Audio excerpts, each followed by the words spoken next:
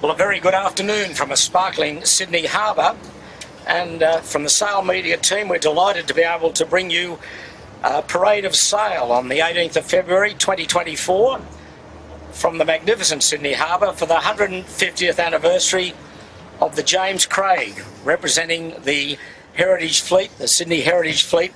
And the James Craig, there she is, right of screen, being led out of Darling Harbour by the water tugs, and 150 years to the day since she was launched, and she is really the outstanding vessel of the Heritage Fleet, which has got a lot of vessels out here today paying homage to this great boat. The James Craig, she was launched as Clan MacLeod and built in Sunderland, England in 1874, and for 26 years she plied the trade routes of the world, carrying cargoes, during which time she rounded Cape Horn a remarkable 23 times.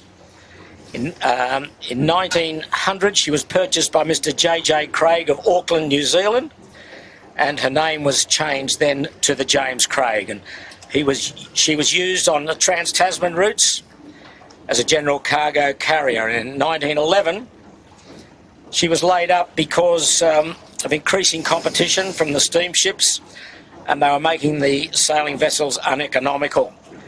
She was then stripped and used as a copra hull in New Guinea, of all places. And then after the First World War, when there was an acute shortage of cargo ships, she was bought by the well-known Australian jam manufacturer Henry Jones from IXL. And this gave the mighty James Craig a new lease of life after being towed from New Guinea to Sydney for refitting. And service was brief, though, because in 1925 she was reduced to a coal hulk in a research bay in Tasmania. And in 1932 she was abandoned and became beached after breaking her moorings in a storm, as is common in Tasmania. And she remained beached until 1972, when the volunteers from the Sydney Heritage Fleet refloated her. And in 1973 she was towed to Hobart, where temporary repairs were carried out, and she was towed to Sydney. And in 1981 the restoration work commenced, and the James Craig's restored hull was relaunched in February 1997. So there she is in all her might. And then following up behind her is the, I think that's the Soren Larsen, another famous boat from the Heritage Fleet. And then behind her, we can have a look at one of the most beautiful boats on the harbour, is the schooner, the Boomerang. We'll see her in a moment. There she is, launched as Boner in September 24th, 1903. So she's a fair age, 121 years of age. The schooner was designed by the noted Sydney naval architect Walter Reeks. She was de-rigged in about 1968 and now operates just under power on the harbour. She's had many owners, and the last owners were the Albert family, a very well-known Sydney family on the waterfront, great benefactors of the Heritage Fleet. And sadly, past patron Robert Albert only passed away a couple of weeks ago, but this is his legacy.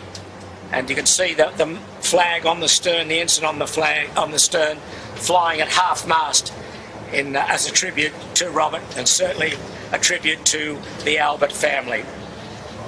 And there's the overhead shot of the James Craig as she's making her way slowly down the harbour to celebrate 150 years. The fire tugs in front of her now, making a wonderful spectacle on a beautiful day on the harbour. And behind her is the Soren Larsen, as I mentioned. Then behind her, we'll get there in a moment, is the Lady Hopetoun. There's the Lady Hopetoun. It's a 1902 VIP steam launch, named after the wife of the first Governor-General of Australia, Lord Hopetoun. She was built here in Berries Bay in Sydney and launched on the 10th of April 1902. And the Lady Hopetoun is renowned for carrying an impressive number of VIPs. She was the mothership, really, of the Maritime Services Board for many years. And some of the famous visitors aboard her have been King George VI, when he was the Duke of York, he was aboard her. The Duke of Gloucester, the King and Queen of Thailand, and even Neil Armstrong, the first man to walk upon the moon. He was been part of the crew or visitors that have graced the Lady Hopeton, one of the most famous vessels on the harbour, no doubt. It's a great sight here as they slowly make their way out of the Darling Harbour area and heading towards the Sydney Harbour Bridge. And there's James Craig leading the fleet out to go under the Harbour Bridge and up towards Bradley's Head to lead this parade of sail. And behind her is the Soren Larsen. We might get a view of her shortly. There she is. No, we're not. That's still the James Craig there. Soren Larsen, square rigger. She's a relatively newcomer. She was built in 1949 in Denmark out of oak and beech. And she's 42 metres long. And she's another great vessel that we see on the harbour very frequently and part of the Sydney Heritage Fleet. And now looking back at the James Craig, Barangaroo, the Sydney skyline, Centre Point Tower that used to be the highest point in the city for a long while. It's now dwarfed by these new buildings, especially at Barangaroo. But it's a lovely day here on the harbour. It couldn't be better. As we close in now, we might get some shots, close-in shots of the James Craig, this mighty vessel.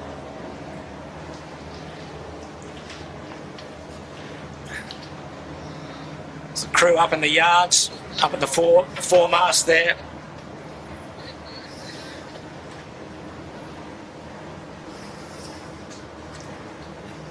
No place for the faint-hearted, but 23 years times round Cape Horn. There would be some stories to tell about those yards, I'm sure, over the years as the crews battle to get round Cape Horn.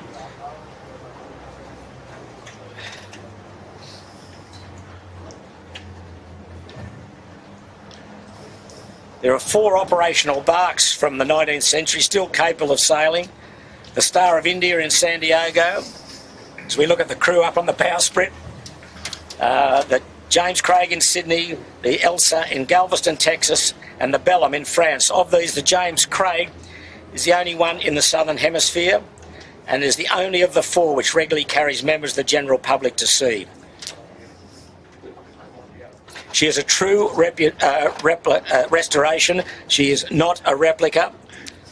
We're looking down at her now. And she's a representative of the great sailing vessels from a bygone era, the ships which moved produce from the emerging colonies and brought manufacturing goods to our shores.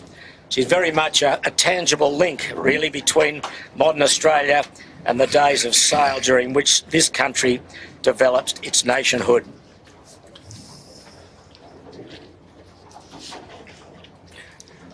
In fact, in 2003, 20 years ago, she was awarded the World Ships Trust's International Maritime Heritage Medal for authentic restoration. She joins a select band of restored ships throughout the world, including the Mary Rose and the USS Constitution, the Great Britain and the Cutty Sark, which was received this very rare honour. She's owned by the Sydney Heritage Fleet, which is a community-based non-profit organisation dedicated really to the preservation of Australia's maritime heritage. And that fleet operates what is thought to be the largest fleet of operational heritage ships and boats anywhere in the world. There's the crew up on the front yards. She's just starting to power up now to get under the harbour bridge, and a lot of VIPs on board.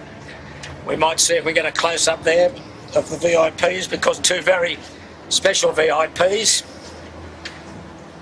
on board. One is the patron of the Sydney Heritage Fleet, and one is the president. The patron is the Governor of New South Wales, Margaret Beazley, the 39th Governor of New South Wales. And then the President, of course, is John Winning, a great benefactor to this heritage fleet. It's something he's got a massive passion for. And I think that's John Winning waving there. There's John, he's all done up in his braid and epaulets. and a proud moment for him, I'm sure.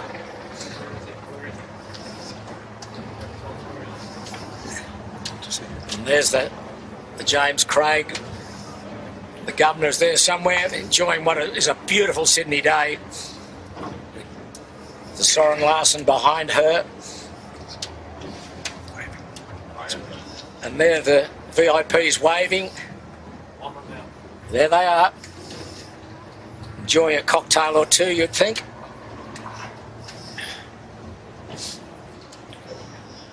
We look aloft at the crew up on the yards, all spectacularly coloured. I suppose if they fall off, they can find them easily, but I'd say they're all pretty well secured up there. But she makes a magnificent sight with the Sydney background and the Sydney Harbour Bridge.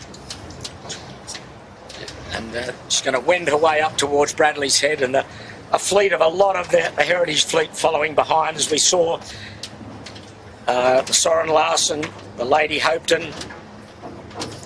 We've got the Divekin, which is the first replica of the first European ship to arrive in Australia in 1606.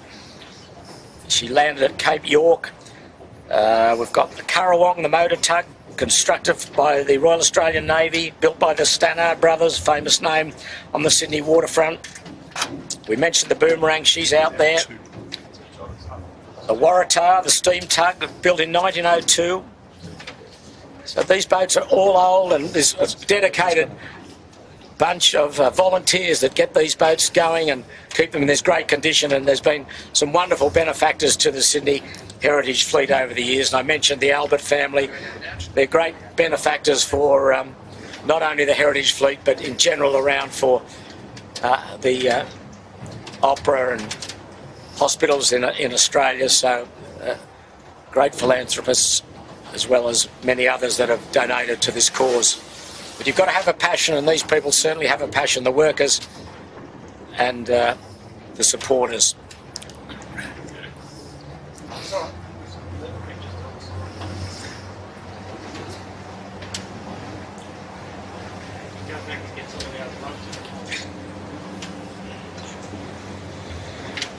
James Craig, she's in new terms, she's 54.8 metres in length. And she did in a heyday have a crew of 45.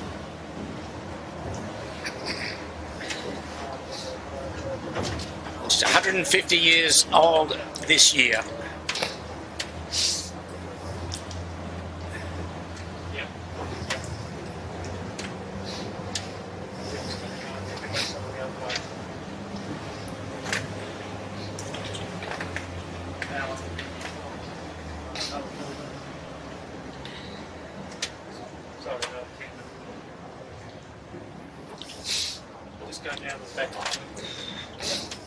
So as the Craig makes her way up under the Harbour Bridge, we'll drift back through the Sydney Heritage Fleet and maybe have a look at some of the other vintage craft that are forming this parade of sail behind the Craig.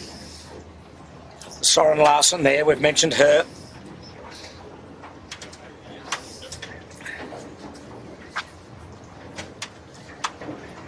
There's the Lady Hopeton.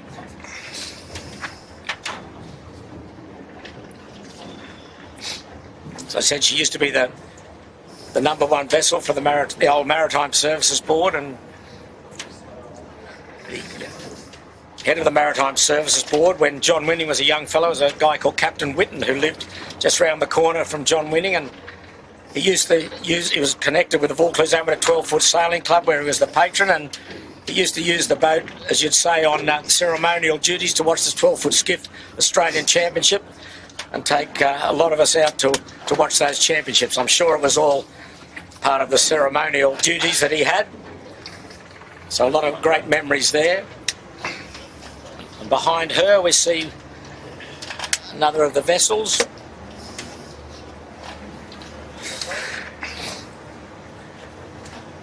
Sydney, she's part of the Sydney Heritage Fleet. I think she may be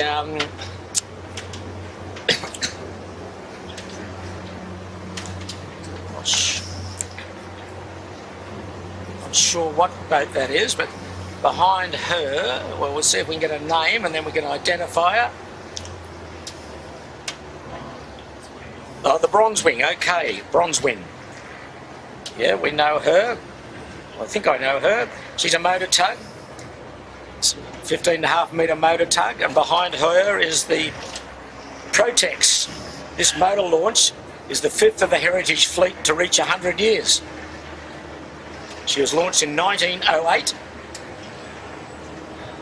And a 11 metre motor vessel. There's the Boomerang there.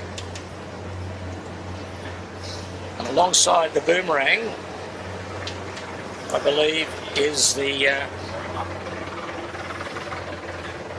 Pearling Lugger.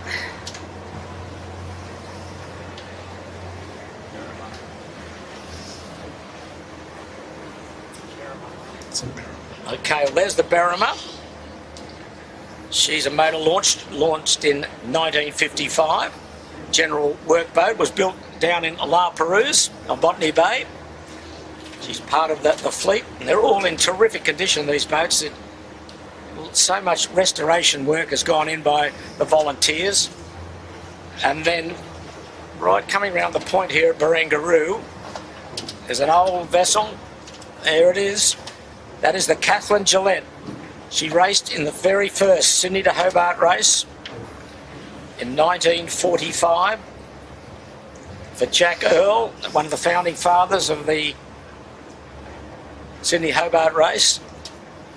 Did a world cruise after that, and now she's back here. And just in front of us is the Dufkin, first replica of the first European ship, as I said earlier, to arrive in Australia in 1606. Dutch yacht. Predates Captain Cook by 164 years. Skippered by Willem Janssen. Wow, how'd you like to go around the world in that? It'd take a long while.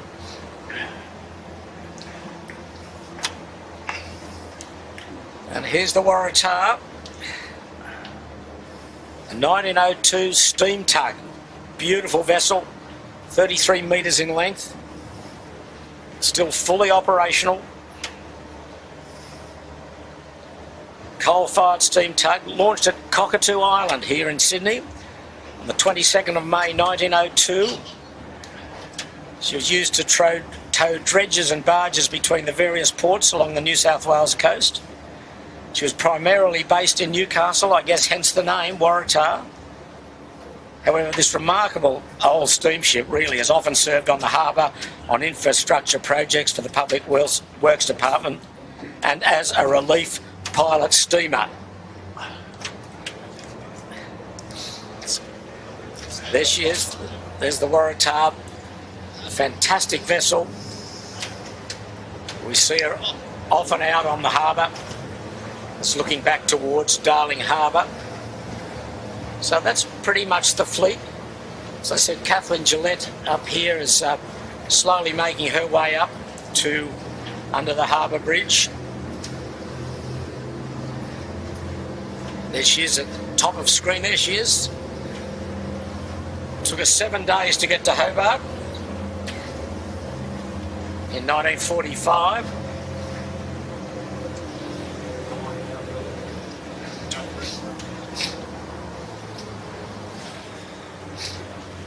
And then 2 years later, the famous Jack Earl took her around the world on a cruise that took well over 12 months. He was in no hurry, Jack. She's now part of the fleet here on the harbour.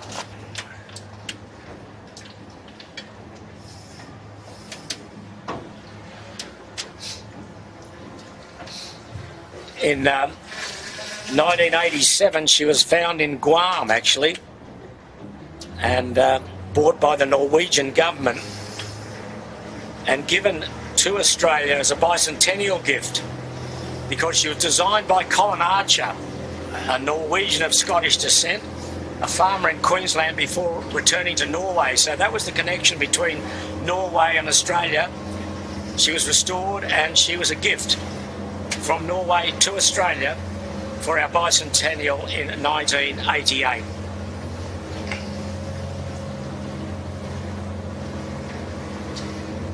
I'm moving back up through the fleet now. They're all under the harbour bridge. A lot of spectator boats out now enjoying this magnificent scene. It's not often you see all these boats from the Sydney Heritage Fleet all together, but here they are. Here we go. We're going to get you all, if you're watching under the harbour bridge.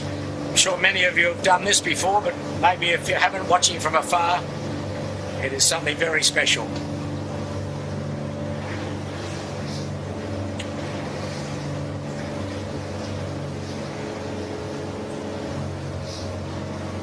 Distance, you can see the Soren Larsen and the James Craig.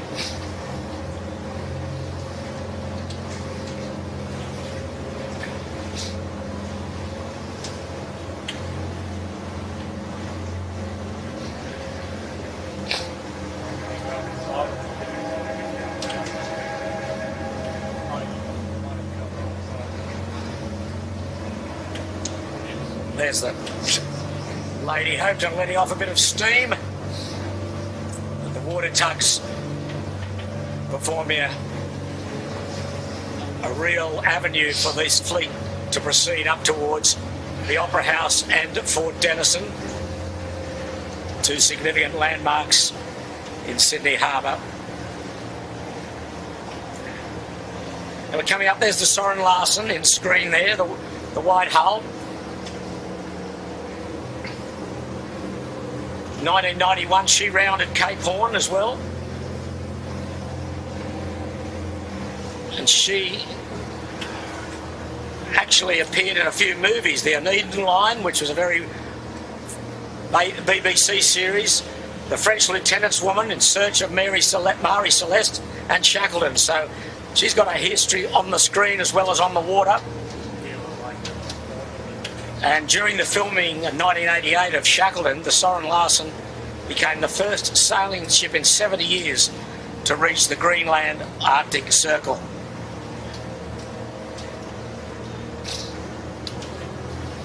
But here's the birthday girl, or the birthday boy if you like, the James Craig, with the Opera House in the background.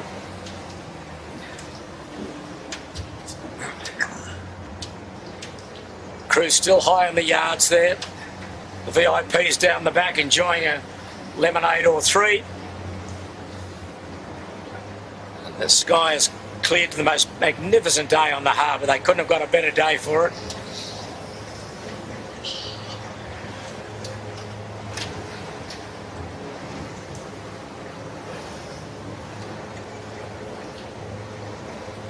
So as we say farewell to the Opera House, the Sydney skyline and the harbour bridge, and the birthday boy, the James Craig, it's been a magnificent scene on the harbour to see the Sydney Heritage Fleet out in such wonderful condition, and I think the Sydney Harbour should be very proud of this fleet every time they see them out. So I'm Peter Shipway, and a very good afternoon. We hope you've enjoyed the Sail Media coverage of the Parade of Sail for the 150th anniversary of the James Craig.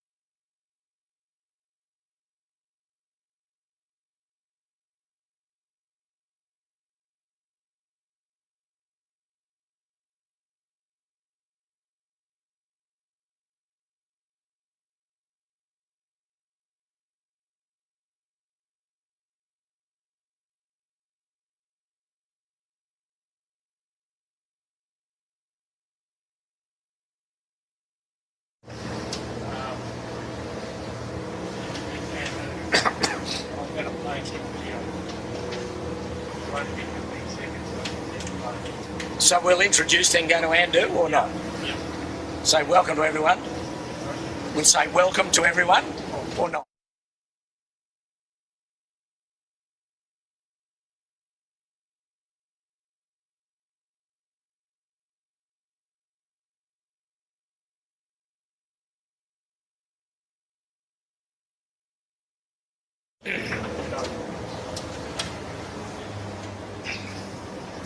Well, good afternoon, good evening, good morning, wherever you're watching from. Welcome to Sydney Harbour for the 6th and final heat of the Australian 18-foot skiff titles. It's a beautiful day on the harbour, but there's not much wind as the fleet are progressing down towards Robinson Point, just the west of Athelby, Bradley's Head, for this final heat. It looks as though it'll be a very, very light easterly, but here's the defending JJ Giltnan champion, and she won't win the Australian titles, but here's Andu, one of the early boats out to get down to the starting area. So I'm Peter Shipway, and as usual, multiple JJ Giltnan winner Andrew Buckland is with us, along with Jimmy Bury. But first to you, Andrew. Not much to talk about on the wind, is there? Because there's not much of it. Well, there's a lot to talk about, Peter. We'll keep it short. Yeah. Little weak trough through early this morning through the Sydney region. High pressure cell to the southeast. Fairly weak flow. Pretty warm water. Expect that it might fade as the afternoon progresses, Pete, and we will not see more than 10 knots of wind, I don't think. Well, we haven't seen that yet. It's very, very light here, but there's the Australian champion who was crowned last week with a race to spare. Yandu has won the state championship when skippered by John Winning Senior, but he's been missing this since Christmas with health issues, which get attended to tomorrow. But in the meantime, this boat has won the Australian title, and Mick Lane is steering again today, and looks as though he'll be aboard for the JJs, along with Fang Warren. But Tom Anderson comes aboard as forward hand today in place of Lewis Brake, who's over in Western Australia racing in the Etchell Championships over there. And this boat has really been in commanding form this year and throughout the Australian titles. They've had 3 different skippers. Mick Lane has steered in most races, but James Doran steered in one race and Tom Needham in another. So she's been clearly the outstanding boat. As we might now have a look as the fleet comes slowly out of Double Bay at the point score, and there it is. 5 heats gone. You drop your worst performance. That's highlighted in red there. So you can see Yandu 3 firsts and a second. That's her counting at this stage. 5 points lost. And a tight battle for second and third between Rag and Famish and Finport, the defending champion. Vycobi's in 4th and Andu down in 5th place. Balmain, Smeg, the Oaks, Double Bay, Fisher Paykel, Marine Outlet, then Burrawang, Kitchen Maker, 6th, Lazarus, Shaw and Partners 18-footer, and Noakes. The big news also in crew changes today is that Harry Price is not at the helm of Rag and Famish. His back's given in again after doing some sailing this week, and John Harris steps aboard, who sailed the boat a couple of times this year, and he's a former JJ winner. So he steps in place of Harry Price aboard the Rag and Famish, with Mark Chapon and Finn Rodowitz, the crew today. And who else have we got there? There's a few other changes as we go through the list. Keegan York on Finport Finance as Geronimo Harrison and Tom Clout as his crew today. Andu, they've been out early, and Ian Murray's casting a very close eye above them. Andu's got John Winning Jr., Sevi Jarvin and Sam Newton. That's the crew that will take on the JJs for him. And on Lazarus, they're out today with Tom Kunich, but on board is a famous name in 18-foot skiff sailing. Sam Monkhouse comes aboard, along with Tim Morishima. So this breeze now, Andrew, oh boy, we're down off Bradley's Head. It's light and it's gone. Where's it gone to? Into the left, has it? Yeah, it's pretty tricky looking day, isn't it? Yeah. Probably about 40 degrees difference in the wind direction on the left edge versus the right edge. and northerly flow inland, Pete, and some rain squalls inland as well. So it's a pretty volatile situation. Well, we might say good afternoon to Jimmy Bury, Captain and Commander. Jimmy, good afternoon to you. And at this stage, we're on an easterly course. Just run us through that, and let's see whether they stay on that. But at the moment, let's have a look at that course.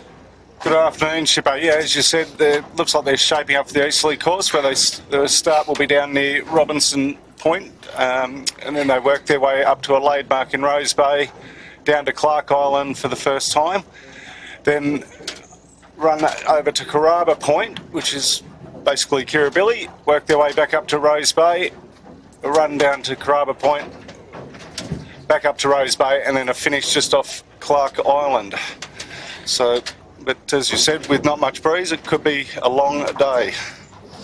Yeah, well, there it is, and that water coming from the fire tugs down the harbour is bringing the Sydney Heritage Fleet down the harbour. They're celebrating the James Craig, that big three-masted vessel that we've seen on Sydney Harbour a lot. It's 150th anniversary today, and the Sydney Heritage Fleet are out in force celebrating. We've seen them have a parade of sail under the Sydney Harbour Bridge. As we look at Smeg there, running down towards the starting area. And the Heritage Fleet are slowly coming up across the racecourse. But boy, it's got light again here, Andrew, hasn't it? It's really collapsed, this breeze. Pete, the water temperature in the harbour up near 25 degrees, and for you persons of the Fahrenheit persuasion, that's close to 80, so 70, 77, 78 Fahrenheit, pretty hot, and boundary line pretty full of vapour and eddies and lifting off air in general. Yeah, well, we're looking back to the west at the Sydney Harbour Bridge and beyond, and the sky looks very gloomy back there, doesn't it? And as you said on the radars, a lot of rain squalls or thunderstorms over the Blue Mountains, so that probably will have an effect on this breeze today. But there's the friends from Germany out practicing for the JJs in a couple of weeks' time. They were out midweek in a very strong southerly. You saw them, Jimmy. I saw them out there. Southerly of 20 plus knots. They were out there throwing the boat around, so they're here to play for keeps. Yeah, they weren't mucking around. They definitely had full flight on Wednesday, that was for sure. Well, it's a very different you think that, you know, the good preparation, you know, they've been training in Europe, obviously in the northern summer, but this is a very solid preparation for them, isn't it? To be able to be here 2 weeks to spare. Yeah, well, like you hear you might as well go training all day every day. Yeah. You know, it's all part of the lead up, and they're only going to be the better for it. It was probably right at top end of the number 2 rig on Wednesday. It was. Yeah, no, that was a good little cold front, wasn't it? Yeah, and who wouldn't want to go sailing a skiff on a day like that? Indeed. Yeah, it was a good hit out, but you're always fast by yourself. Fast and high, Shipper. Yes, indeed. Wow, look at the water cannons coming off these fire tugs and leading this parade of sail. Gee, it's really collapsed the wind again here. Look at the Black Knight barely moving under spinnaker. They're just getting down to the starting area. We're about 8 minutes away from a start, but will they get us away, do you think, Andrew? Well, I know that the committee will have a bit of a struggle to put a line in, but they should be able to do it. Just depends. Just got to get out from under Bradley's head. It could be very ugly under there. There's the kitchen maker. We saw yesterday, Pete, similar conditions to this, and there was recirculating flow behind Bradley's head that was blowing from the west back into the shoreline. And the boats that got too close had spinnakers aback. Right. I'll have to digest that a bit longer, but I'll take your word for it. Don't get wet, the kitchen maker.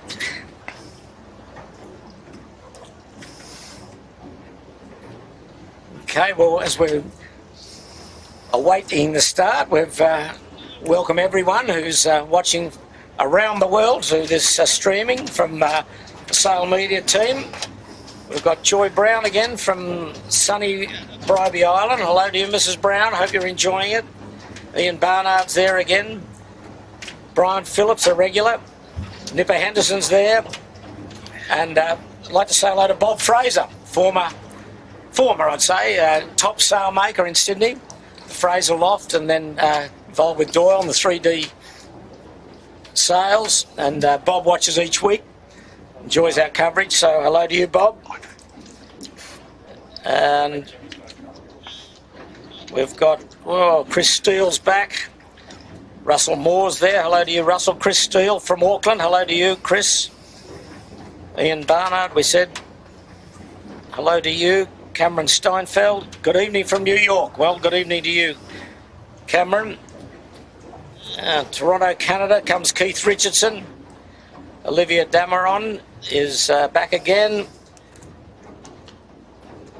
And John Martin, he's here. Dudley Allard, Gav M.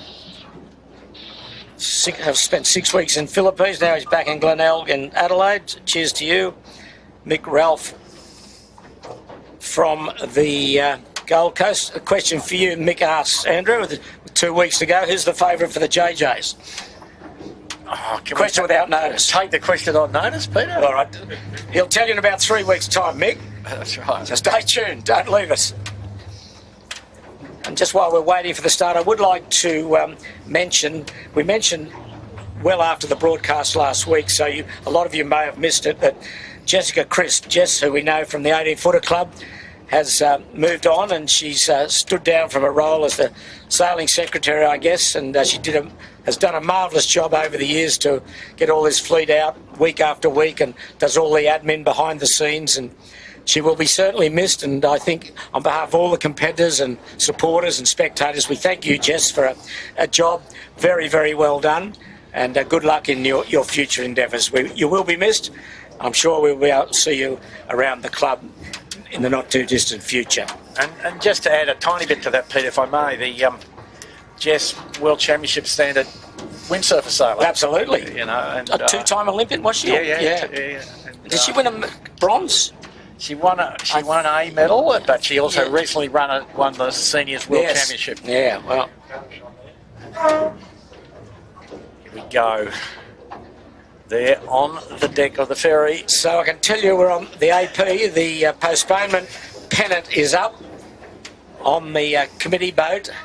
And boy, it's light here and a lot of chopped up water. Not going anywhere in a hurry. I'd like to say hello to the members bar at the Cruising Yacht Club of Australia, led by Donald Graham. They're still working out who's going to skipper the boat, the 18 next year. There's a lot of argument over 50 schooners there, so they'll probably keep drinking, I think. We might not see them, but hello to you. I'd like to say hello to Charlie Paul as well. He's an avid watcher. He likes the liquid Himalayas. He thinks that's great. And Charlie's a product of the Scots College sailing program. He sails with great success with Ben Crawford there. And their Scots program is run by Bo Junk, who's sailed 18 footers, had a hit out this year very successfully.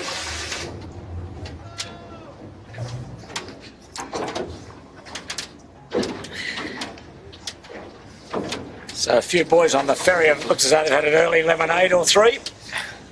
But we're just at the starting area, Robinson Point, Cremorne area, off the zoo. Fleet, a little bit of breeze, a little bit cooler now, but still not a great deal. And the AP pennant is still up on the start boat. Well, Peter, I'm going to have to reset the start line. And also on the ferry, Pete, is all the team from Vicobie, and Pat brought all the young kids down and had a bit of a climb all over the Camry Cap, which was nice to see. Plenty of smiles. Apparently they wanted to commentate, did they? They wanted to commentate. They wanted to do the cameras. They wanted to do everything. Bucko going to stand aside? Well, you know, age before beauty, I'd say. But no, it was good to see all the young kids on board. Pat's a great supporter, and there they are up at the bow of the Royale. Yeah, the back deck's getting a bit rowdy by the look of it. Yep, so, gee, it's light. We're at about, I don't know, about a half or 3/4 of a mile from Bradley's Head, and boy, it's light between where we are and Bradley's. They've got to get up into Rose Bay, yeah, gee. And the breeze in the left here, Andrew. Look at some of these boats that are going upwind. Yeah, localised nor'easterly flow here, and absolutely, 100, 110 compass wind in Rose Bay itself. So probably every bit of 40 degrees difference in the wind direction on the two ends of the track, making life a bit difficult. If it follows the pattern of yesterday to some degree, Pete, it faded pretty much as the day went on, and went back to the right a little bit. It's quite similar. Yeah, well, this is the sixth and final heat. The title has already been decided by the victory to Yandu. There's Fisher Paykel. Say hello to Michael Van Stom. Afternoon to us all. The Pellies again from Opossum Bay and Hobart. Hope you're well down there and doing the gardening this morning. We'll say good day to Freddie Barrett as well. Yeah, Mike Sabies again watching us. From Portland, Oregon. Wow, that's a long way away. Plain Kitty. Gail Barnabas on a Gulliver's Travel, watching from Mooloolaba. I came south. Got too hot up there at 1770, Pete. We've got someone from Halifax, Nova Scotia. Giles Oland. Hello to you, Giles. Ward Brooks is with us from Blue Point, New York. The question for you, Andrew, is there much current? Not much in the way of current today, folks. Flood tide, I think, and very small amount of water moving. Okay, well, that's the answer there, Ian. Lots of bump, though, lots of boat wash.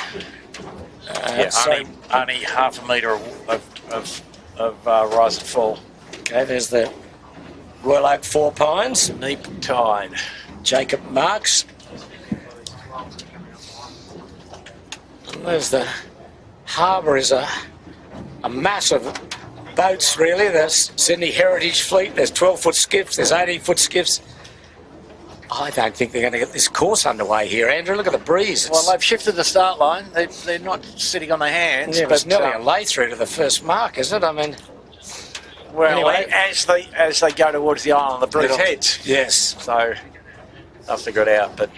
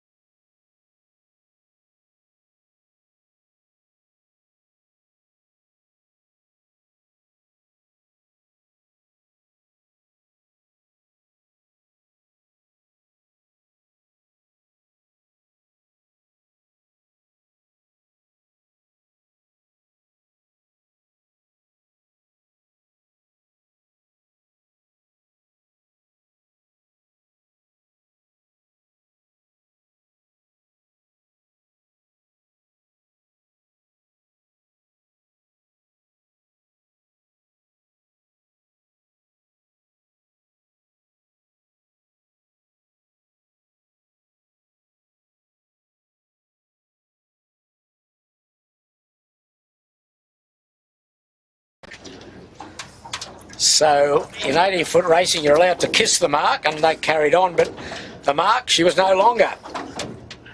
And then they had to go just round the one mark, and it's covered by the sailing instructions. If there's only one mark at the gate, you leave that to port. And Jeremy and his team went out this morning to try and recover the sunk mark, and the first go they had it, hooking it, they got it. So they restored the mark, and it's back in operation. So there you go. Bit of trivia for you. The wonders of GPS, Peter. Well, they looked for it at some stage on last Sunday and couldn't get it, but they got it today. Yeah. That's probably why Jeremy was such a successful airline pilot. Could always find his way home.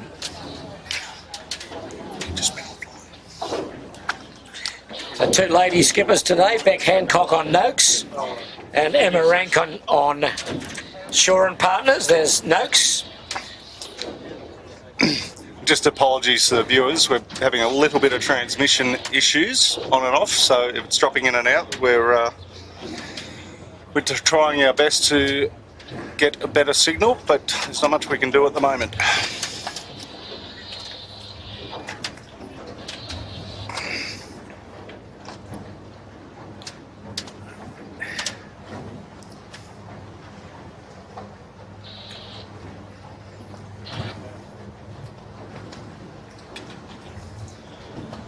Well, there's the committee boat still with the AP up, and we're hoping that we're not far off a start, but the breeze in the left here at the starting line.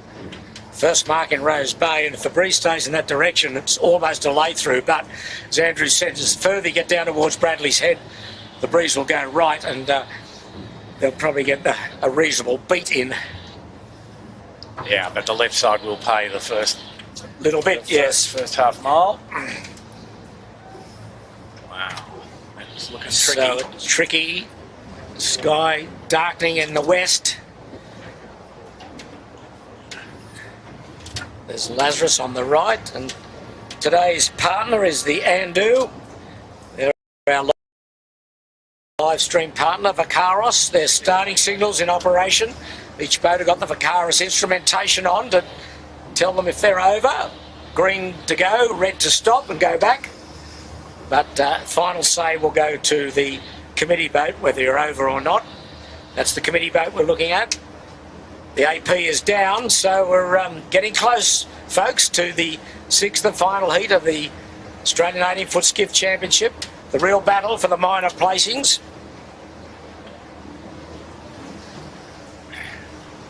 So, Pete, even at the Harbour Bridge, the wind on the top of the bridge at that height.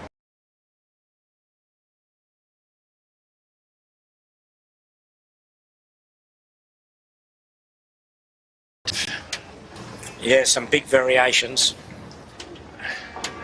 Okay. 5 minutes to go. Flags are up. There's the sixth. The timer on the Vacaros countdown isn't working, so... Okay, we'll rely on...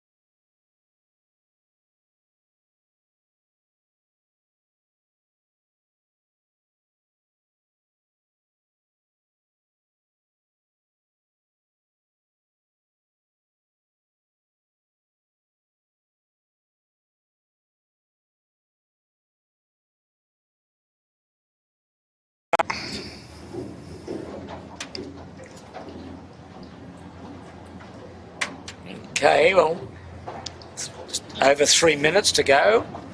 The harbour reasonably clear of traffic, although I say that there's a huge fire tug stationed off Bradley's Head.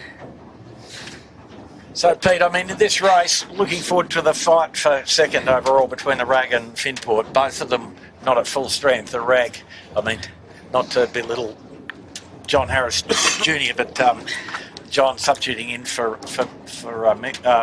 Harry Price on the back of the Rag. On the Finport, Tommy Clout and Geronimo Harrison, both seasoned campaigners. Yeah, but it's a day that things could go upside down, isn't it? This light, tricky air that get behind, it might be hard to get back into it. But anyway, we'll see in about 2 minutes 40 when they get off this starting line. Light air, Sydney Harbour.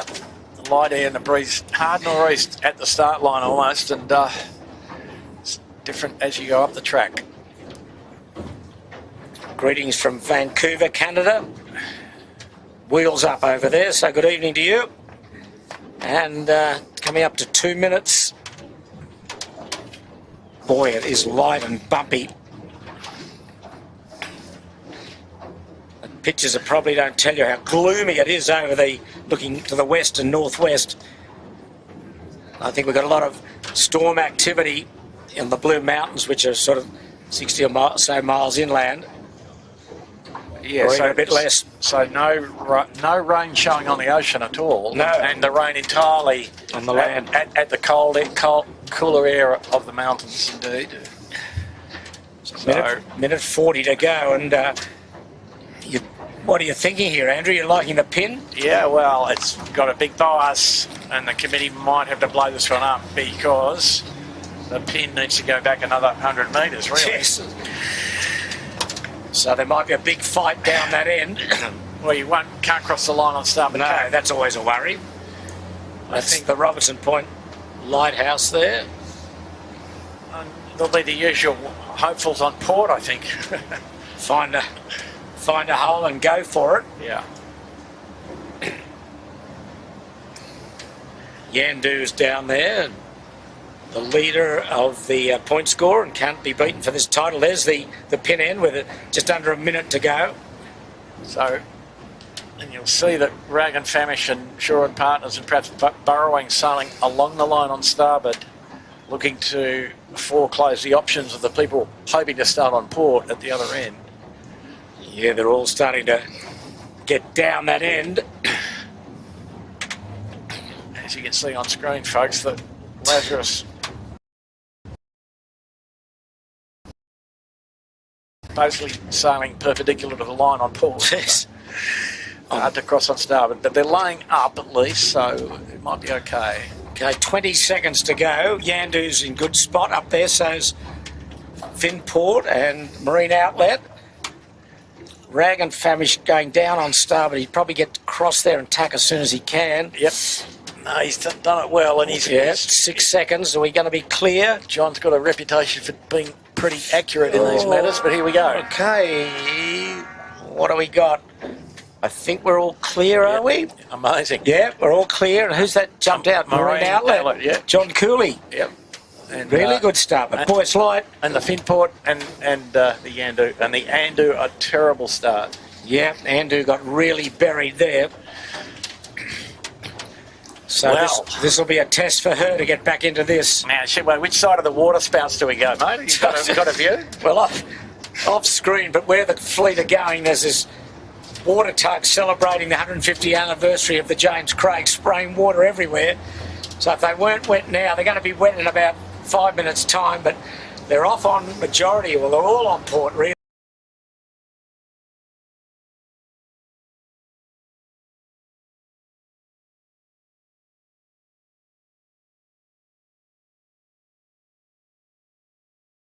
Some will miss it, some will go right into it.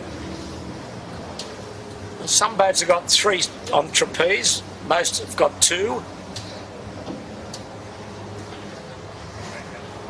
And Yandu looks as though she's moving very nicely. It's her, the most left of the fleet as we look at it. The boat to windward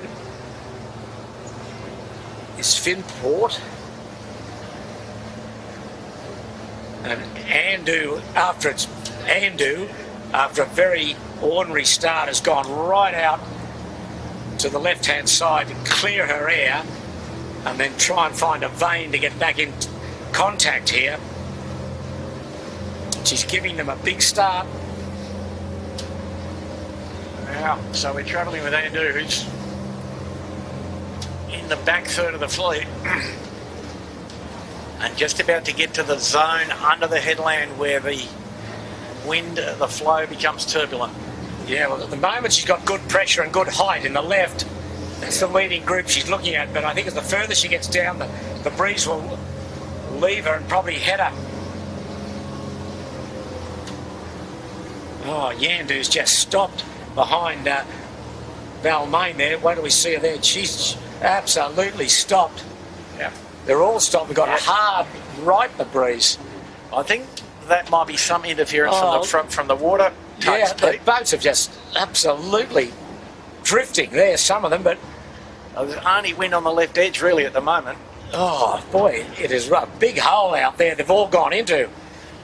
Lazarus has stopped. Ragged Famish has stopped. Yandu's just got going again. Finport and Marine Outlet leading easily if they can just get through the little zone of now Finport stubbed a toe. Yeah. Marine Outlet's just smelling the roses up here. Absolutely. When does it stop for it? Nothing has stopped yet. Finport has absolutely stopped. Oh, now Marine Outlet has hit the void. Yeah. Well, Pete, like I said yesterday, the breeze was blowing westerly in this similar condition to this, where we are adjacent to the fleet on the Bradley's Head shore. There was westerly wind here. Amazing. Northeasterly wind on the other side of the headland. Well, this is painted ships upon a painted ocean here. Look at this. Very light. And down to Lou, it's the kitchen maker. So he's now in the stream. He was the most furthest right. In the middle of the harbour, yeah. He's got the best pressure. Yep. Gets a little header across the fleet. Now Finport gets a wriggle on. Yeah. Finport rumbling now. So yeah, now so's Yandu behind him, but there's Kitchen Maker in the distance round the leach of the sail of Finport. There's Yandu. 3 strings. Oh boy. Snakes and ladders, Peter. More than that, it's just holes everywhere. It's going to be a long race, time-wise. Well, I think they will learn not to come too close to the headland, perhaps, but let's see. Looking back off screen, you've got Yandu, Fisher Paykel, Balmain, and the 18-footers all stopped. Just completely stopped. Yeah. But meanwhile, these 3 have bounced out. There's the James Craig ploughing back through the fleet with the Governor of New South Wales aboard, and John Woody Winnings on board the James Craig. Margaret Beasley, the Governor, and John Winning, the President of the Sydney Heritage Fleet, enjoying the view. He might get abused by his son in a minute. There's the Craig right through them. But anyway, the leaders have stepped out. And it's probably Finport, Yandu, Kitchen Maker, Kobe. After his very disappointing effort last week, he's in the top 4 or 5, along with Noakes and Lazarus. And Rag and Famish next. The Rag and Famish a little bit back, but yes, in the first 6 or 7. That's Bradley's Head there, with Yandu and Finport going into Rose Bay, and then back to Clark Island on Finport. New crew today with Geronimo Harrison and Tom Clout. Been a while since Tommy Clout's had a run, but was he on the water yesterday? Yeah, yesterday they had the 16-footers had the round the bay race down at St George Sailing Club. Wonderful event down there. And Keegan came second in that by 3 seconds. So who won? It was won by Nathan Wilmot on Imagine Signage. All right. So who started with Keegs in the 16? The Sarah Lee and Kurt Warner. Oh, okay, the Australian champion. The winning crew. Yeah, the winning crew. But he's winning at the moment, the old Finport, as Yandu cops a soft spot. So they're approaching down towards, they're off the fairway buoy at Bradley's Head. That's Point Piper in the background. And they've got 3 strings and doing it pretty nicely at the moment. Well, it does favour the left side of this beat. We're getting into better pressure, that's the thing. Yeah. And it's still a tricky race course. Boats in the left are doing the best, I think. That's by Kobe, Kirk Mitchell. And that's the spectacular scene looking back towards the harbour bridge. Those water tugs, they must carry a lot of water aboard, Andrew, to keep pumping it out like that. How big's their capacity? It might be a clever thing, Peter, whether do you think they could be using seawater? Oh, right, okay, I hadn't thought of that. Do you think? No wonder you're the brains of this outfit, Bucko. That's right. It's not a very high bar to No, it's not. Anyway, back to the races. So the familiar side of Finport just trundling along. Rumbling. leading comfortably and in more pressure than the guys to leeward, Pete. Wes Noakes doing a good job. Beck Hancock, Lindsay Stenton, Daniel McLaughlin today. I love enjoying that. And with the second rig in too, is it not? Well, the number 2 jib anyway. Well, there's Lazarus, and behind them Rag and Famish. So these two, or the 3 leaders have stepped away. 4 really. Vykobi's probably 3rd or 4th after their disappointment of last week. But if you look out the back of the bus, you'll see a disappointing sight. Yeah. Blake's the wrong side of that ferry. But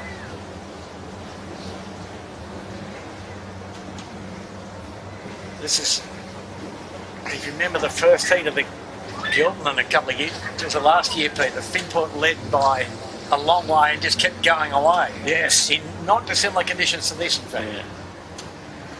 We've just run out of breeze here on the fin.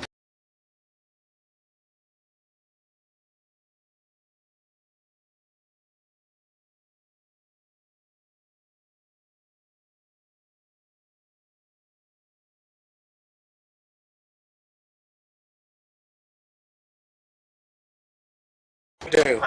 Is it going to Low level. Is it going to be more breeze or less breeze? No, well, it can't be any less, Pete. Right. Because there isn't any. No, it's...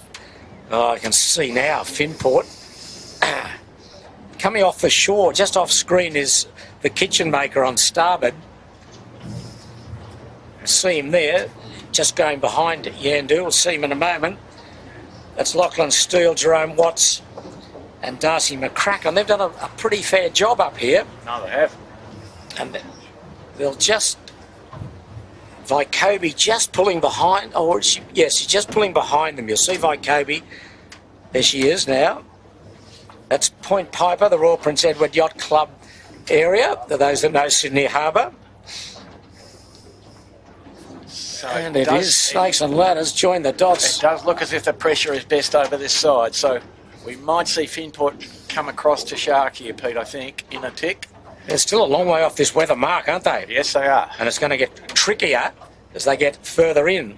Yeah, I don't think it's any good going in around the corner towards the Royal Motor Yacht Club. And here comes Smeg. Nathan McNamara's right in the hunt. And then off camera, then right up on Shark Island, hard left, is the Royal Oak. But there's Smeg, just going behind the kitchen maker, so she's in the hunt. And there's Lazarus, tacking in very light air. But here's this young skipper we'll see in a moment on the Royal Oak. Jacob Marks with Alex Millarinelli and Matt Doyle. They've snuck their way up this left-hand side. And they're not far off the lead. We'll see them in one moment. There they are. They'd be liking what they're seeing, although they're just taking a real soft spot here. There's more breeze coming towards them here, and it's going to lift them. Could lift them easily into first place here. And I think the Royal Oak 4 Pies leads, indeed. Outstanding young skipper in Jacob Marks. She'd be close to Finport. Finport she's just looking around their jib now. There she's getting the pressure. Yeah, the pressure's it's gone right a bit, this breeze. Yandu's tacked. The boat that's way back, and I can't even see him, is Yandu. Oh, they're in a procession on this left-hand side of the course. So the boats that went left, I think, have recovered a bit of ground, which is sort of Andu in that program. But that's looking at the Royal Oak is the most right-hand boat, then Yandu, then Finport, and then Kitchen Maker's there on the point. Smeg's there. Where'd Vykobi end up in all of that? Okay, so the leader, Finport, just tacking, and he will retain his lead, but it's still pretty close. Had to stay left there. Vykobi got dumped there. She just took the stern of the Kitchen Maker. Oh, it's an ugly one coming back. Gee, it's ugly everywhere. Get out the ugly stick and hit a few, Peter. Well, here comes Finport. There's the kitchen maker. She's fourth at the moment, but things are changing dramatically. We'll have a look at Finport coming back in very light air. Yeah, and Royal Oak will cross them because they've just got... Yep, a tickle more pressure. Royal Oak leads. A tickle more. And they're about 150 metres from the weather mark at Rose Bay. One crew in.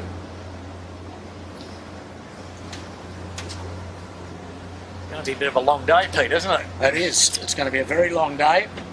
And the Oak Double Bay at the moment in 8th position on the point score. But really this is a good test for the JJs, because often we get days like this in early autumn when the JJs will be held. But at the moment the Royal Oak's going to have a nice little lead.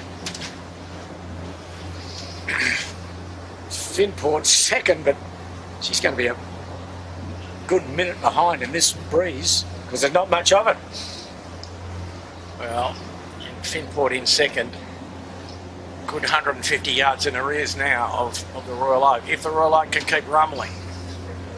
Pretty close to a lay, but not quite, I think.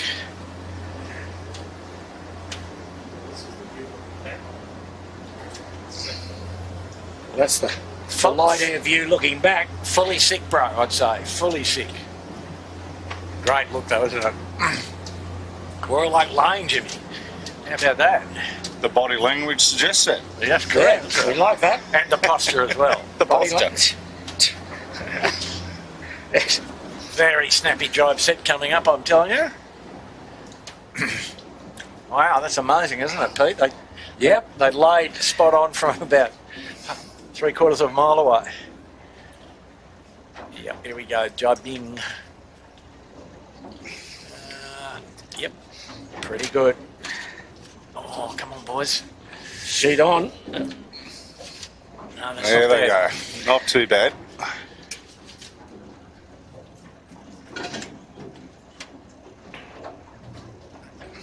And Finport is overstood coming in second, so not a bad idea though, rather than two tacks to be overstood a bit.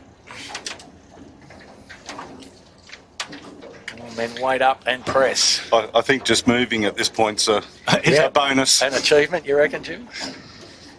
Here's the Finport, sort of just about two strings, not quite. And Smeg coming up from the leeward. So Finport will be second. It's quietly here, isn't it? Yeah, Jero just getting the head of the chute out of the bag. Hoisting in 5-4-3. So Finport second. 50 seconds. And approx. Noakes. Oh no, it's a terrible Smeg's job. third, rather, Smeg. Nathan McNamara, Jed Cruikshank and Jack Taylor. Good effort, that. Yeah, Jimmy Shaw and partners in fourth with this number 2 rig in. Jeez. How's that Isn't work? that looks like the big rig there? Oh, look where the jib is. Oh no. On the forward hole. Yeah, maybe you're right. It's a big rig. Okay. Okay then. Sorry, viewers. Yandu next with Mika Lane steering.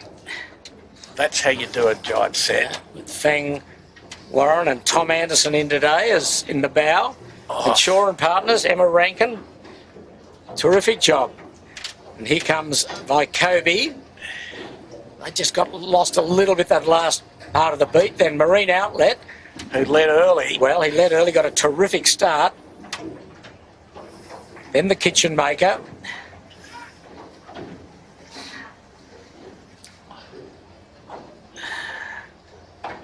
They're around the tight in this group after the leaders, after the leading boat really. It's a real battle for second. See in the distance the green spinnaker belongs to the Royal Oak Four Pines as Lazarus goes round next. Hot on their Taylor's Rag and Famish with John Harris steering today in place of the injured Harry Price. They're around. And there are East Sheets, these next boats that come in, has got so far left. Yeah, Breeze. Here's Noakes, In the left. Beck Hancock. And our German friends, they toughing it out. And next around will be Andu.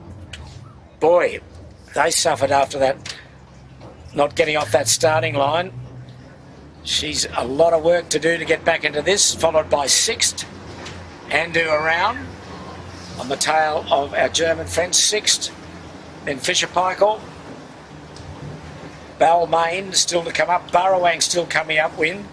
And then the 18-footer bar and restaurant. There's Burrawang between those two boats. Balmain still to go round. So let's see, Pete. The Andu in 10th. Where will they end up, do you think? Well, it's hard to know, isn't it, a day like this?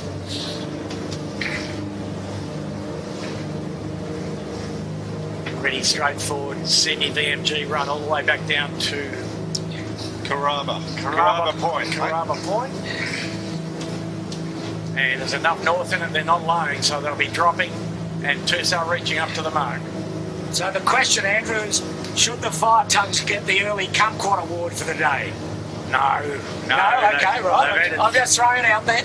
Colour and movement, Peter. Colour and movement. Body language. Anyway, there's the fleet there. Trying to get to this Clark Island mark.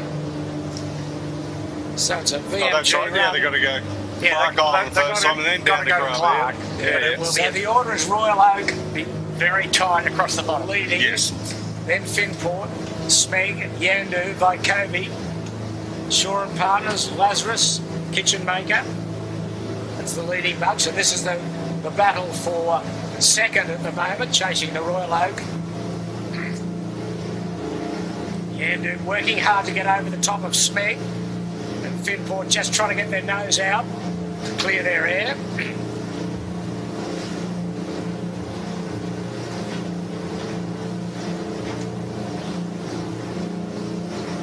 Gee, it's still light.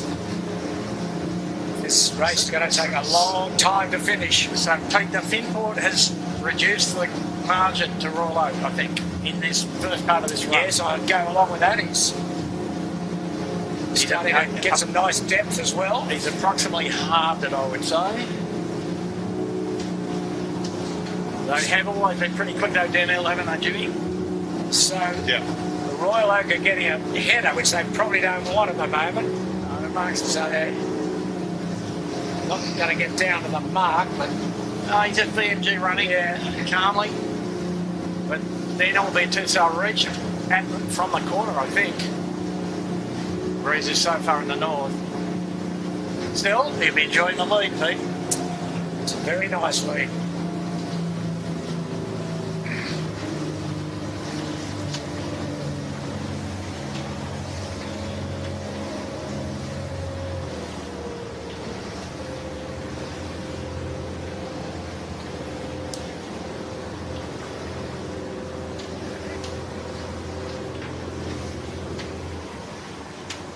Oh, okay.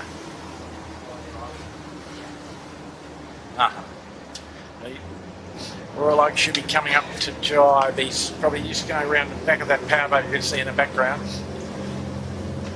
Windward mark went down. Or he's forgotten the course. No, here he goes. Going to jibe in the powerboat wash. So the skipper Jacob Marks, only 16, won't celebrate his 17th birthday until after the JJs. So what a terrific performance he's putting in, one of the up-and-coming stars. He led the 29er Worlds through the qualifying series in Weymouth this year. Finished 7th due to a light air for the final series. He was crewing for Ben Crawford. And as I said earlier, he was started his transition to driving the 49ers at the start of the year, and he was part of the Scots College School sailing program. He's been coached by the current sheet hand and Alex Marinelli, who decided to hand over the driving responsibilities to Jacob, with him in the 49er class. So whatever they're doing it pretty well at the moment. He's running away on Port Jibe, and they've got a few metres yet to go. You'll see the turning mark just going behind their spinnaker. Just about right for a jibe drop. So from here, they go back to Carrabba Point. So, 2 sail reach, should we saying? Yeah. I don't think they'll carry shoots, will they? They Too should- tight. They should be probably thinking about a jibe drop, but anyway, they're not. Pretty light at the corner though. Yeah, just trying to get the battens across the top of the mainsail. Still not across. There it goes. What are they going to do? They're going to hang on to the chute for a little while, you'd think. Try and see what transpires. And wow, Finport's closed this distance up. Yep. As has Smeg. That's Finport coming in with the white spinnaker there. What's the Royal Oak going to do? They're off with the spinnaker. No look of drop yet as Finport jibes right at the mark. Let's see, Finport not dropping either. They've been a big improver on this run, along with Smeg and Yandu. And they've got away, Finport's got away from everybody, haven't they? Yeah, they did a good job there, Keegan York. There's Yandu coming in, jibing at the mark in 3rd spot. Smeg barrelling down to leeward of him, and behind there's Smeg. Yandu's got to get going. Smeg's, where's he going? Right up the exhaust pipe. Okay, they're off to the races here, these boats. They're not anywhere near laying the mark. Well, Finport is, but certainly the Royal Oak's not. So Finport's been pretty good at tight reaching, and that's what this is now. Oh, Yandu's heavily pressed, so Smeg. They've got a nice gap now on the 5th place boat, who'll be Vycobi. The peloton is thundering in, Pete. Yeah, and it's a big peloton led by Vycobi. The leaders are away, still spinnakers up. I don't know for how long, but No, anyway. you're looking at them, it's very tight. Here comes the peloton. Okay, what's happening in that sky up there, Andrew? A lot of naughty looking clouds. Yeah. Vycobi jibes in 5th spot. And here comes the Shaw and Partners. Emma Rankin is next. Then Lazarus. So Vycobi 5th, Shaw and Partners 6th, Lazarus 7th.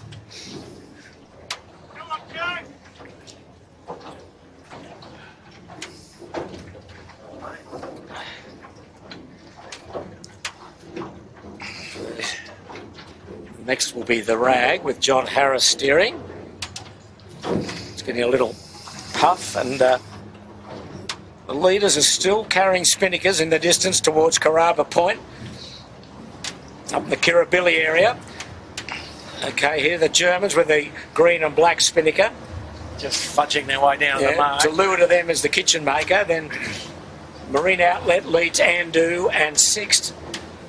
Okay, Germans are in tight on the mark. All skiffs have still got the chutes up. It's really tight here. As the Germans are round. Oh, Andu jibed early. Very slow there.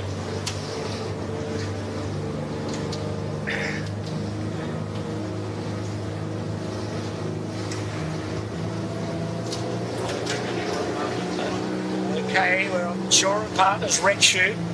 Vycobi with the grey blue chute. They seem to be getting up to the mark. There's the leading group, the leading 3. Well, Yandu's way to leeward. The breeze lightens and turns left as you come towards the harbour bridge. Okay.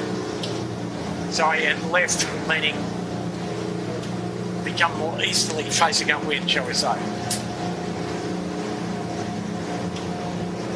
And the northeasterly flow is only concentrated at the compression of the headland.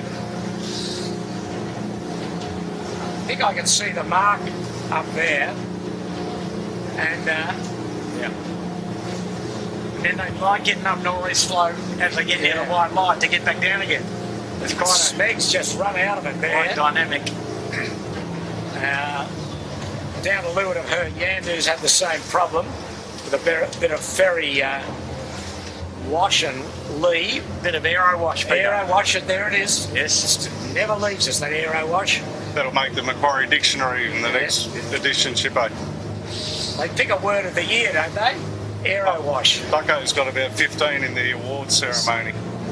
So, That's one might hope. so they're doing it quite comfortably at the moment, but it's Finport that's closed the gap. hammering down on the Royal Oak. The Royal Oak still leads. We're about 150 metres from the leeward mark. So the breeze a little more stable than it has been now on this. So we go from here back to Rose Bay. Another long beat favouring the port tack.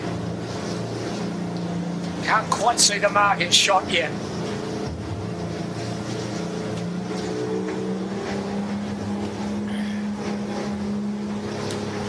Finport might nearly lead here. He's got himself a bit high, the Royal Oak, perhaps. No, I think he's going to be okay. There's good pressure rolling down to him. See it on the water in front of him. He's going to be nice. Yep. Get round here and tack as soon as you can, you'd think. Yep. Get back out into the pressure. There's the orange mark just to the left of the green spinnaker. Here we go.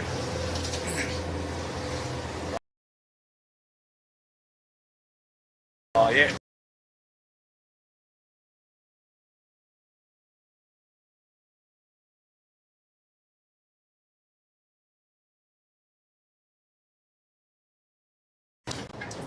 Oh, they'll handle it with these boys.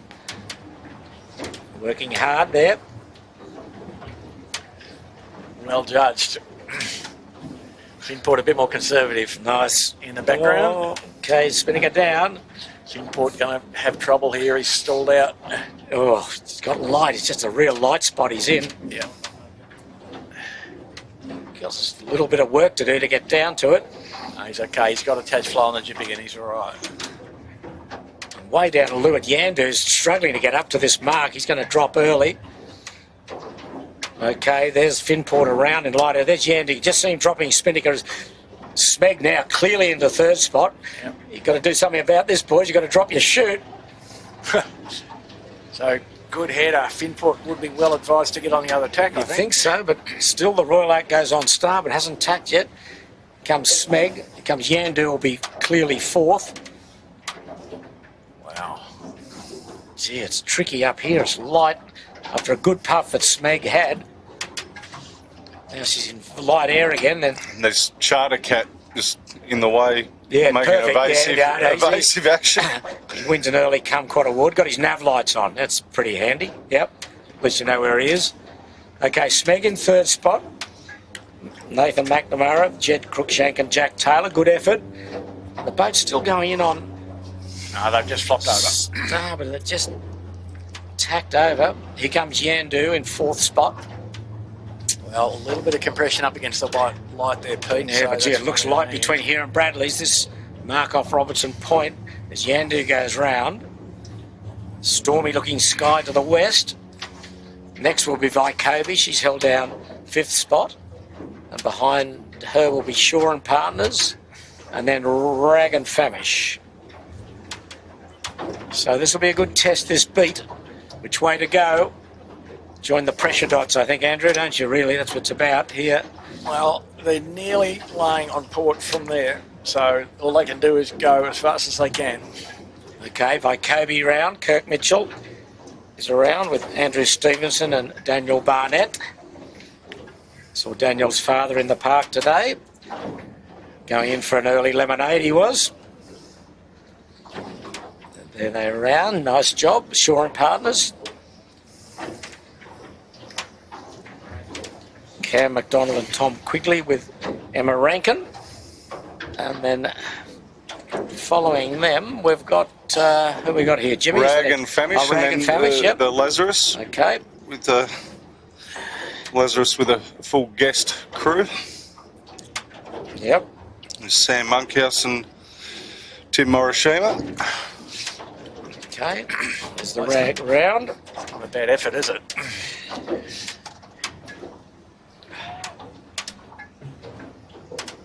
Oh, this is this the same Charter Cat idiot? No, not the same one. No, it's just another idiot. Oh, off camera. Catamaran's almost collided with Rag and Famish. As Andu will be next around. Lazarus is around, and there's the catamaran. Get a bit closer. Yeah. Talk about the fire tugs. There's a gold medal kumquat head there, driving that machine. Okay, Andrew's around. Well, he's got a lot of catching up to do. This will be, see how good he can get up there, or how quickly he can get up there, or if he can get up there. Well, they're up to 8th. 9th, sorry Ninth. now. Okay, John Cooley's around in the Marine Outlet. He's next with the Gundy boys, Cam and Charlie. Oh, it's light again. Andrew tacks quickly. And coming in is Balmain.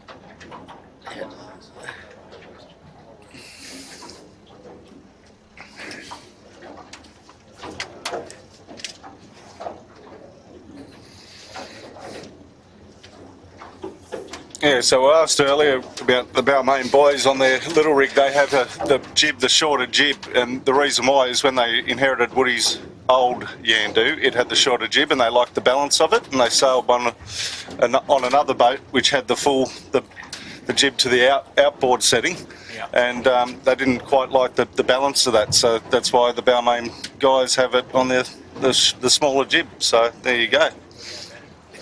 There you go, Matty Lyons.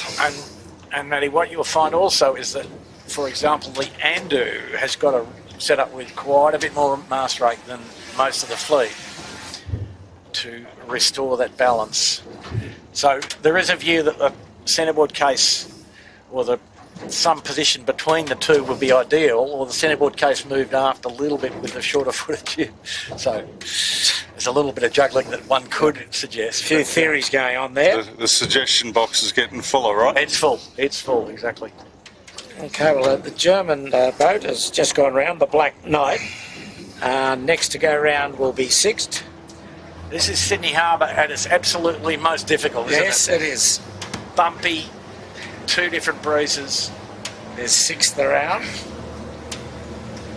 Nathan Edwards, Alex Leslie and Lockie Pryor. And as the further you get down, the further breeze looks stronger and left. So down on Bradley's, the meters are pretty high in the groove in the left. The fleet really spread out. Yeah.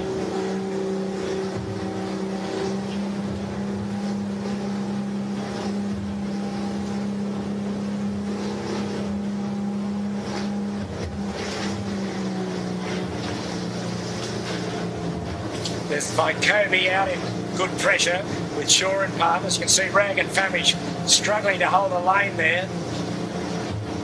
He's way out. He's got enough separation, Peter wouldn't be too worried. Yeah, but he's not quite out into the lane that he wants to be in.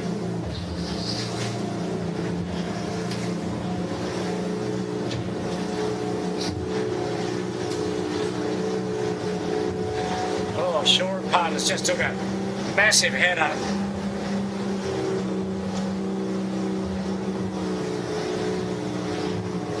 Like Kobe still got their height.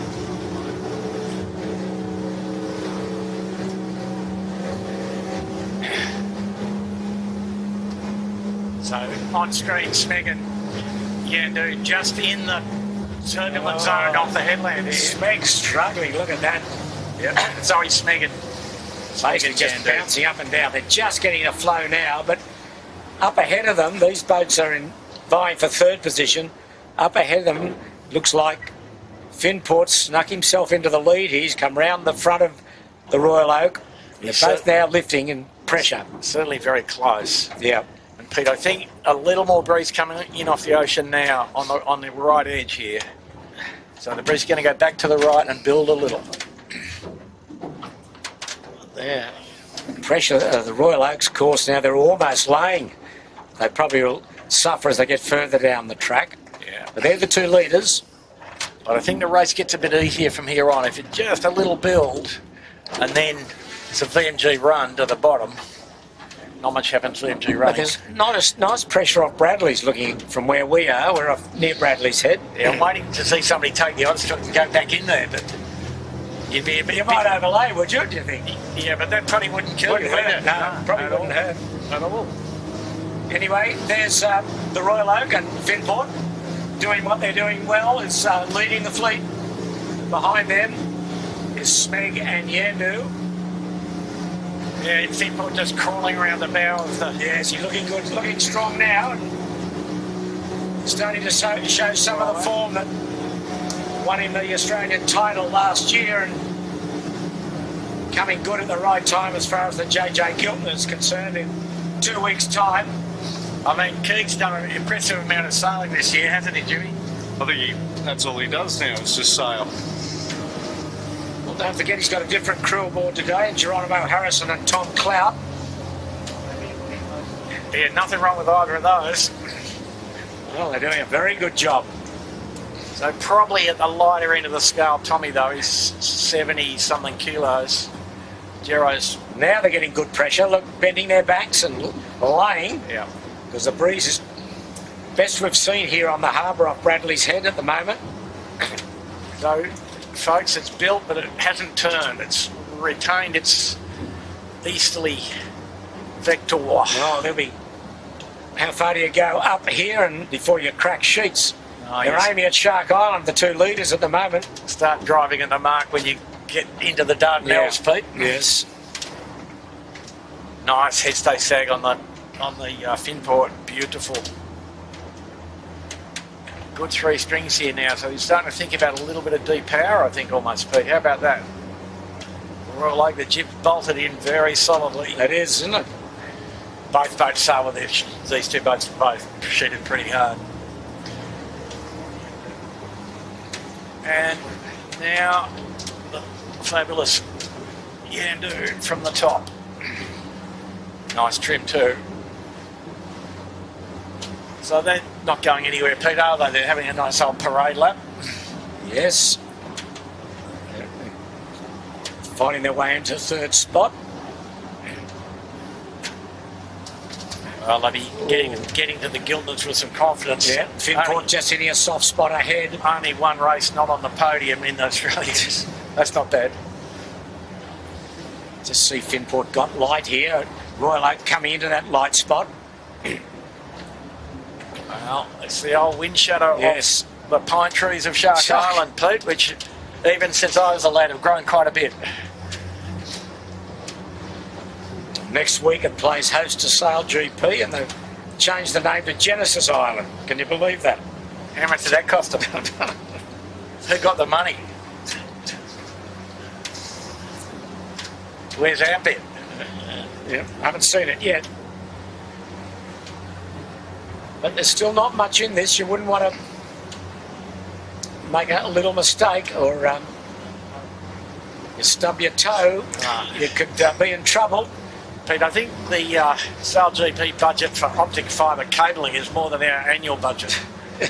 Just to make it... Well in excess, Yeah. Bucko, of the cable that runs from on Shark Island to the broadcast centre over at Wallara. Yeah. That costs more than our budget, well and truly. Correct. Finport just starting to extend here a little, hasn't he? Just come round the bow of Royal Oak and now is right in line with them, and he's probably got a lead of 40 to 50 metres. Yeah. Just going to get into some softer air as they get closer to Shark Island. Yandu trotting along in third spot, a bit lower than these two. Yeah, but he's in good shape, Pete. In good shape, he might not hit the significant lead that these two boats are getting. It looks like they've only got about 30 seconds of sailing to get through the hole here. Yes. Finport. And Smeg is hanging in.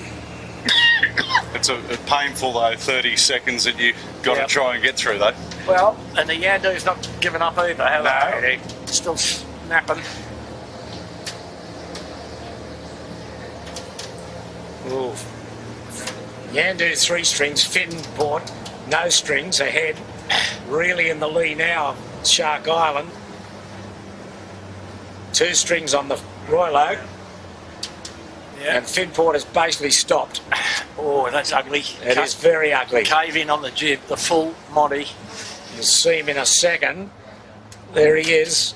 Here comes the Royal Oak. My turn, your turn. Yeah. Oh, There's the stub of the toe. I'll just got to make now sure that... the Royal Oak is now coming to the same conundrum. But meanwhile, back at the ranch, Yandu, well to leeward, is storming around both of these boats.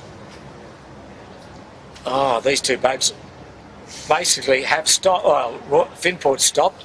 Royal Oak's now stopped. Yeah. And down to leeward, there's Yandu chugging along merrily. Coming right up as well is Smeg. Not far out of it. Finport got a lot of ammo. Yes, he's just starting to get it. With the bowman on the foredeck. Oh dear. Get The Royal Oak has absolutely stopped. Smeg stopped also back a little. It's Yandu down to leeward. It has not stopped. No, so he's judged that pretty well, Pete. Finport now just rolling again. But oh, they're smelling the roses here. Mika Lane and the boys, Tom Anderson and Fang Warren. Look at this. yeah. Now Finport's just got going.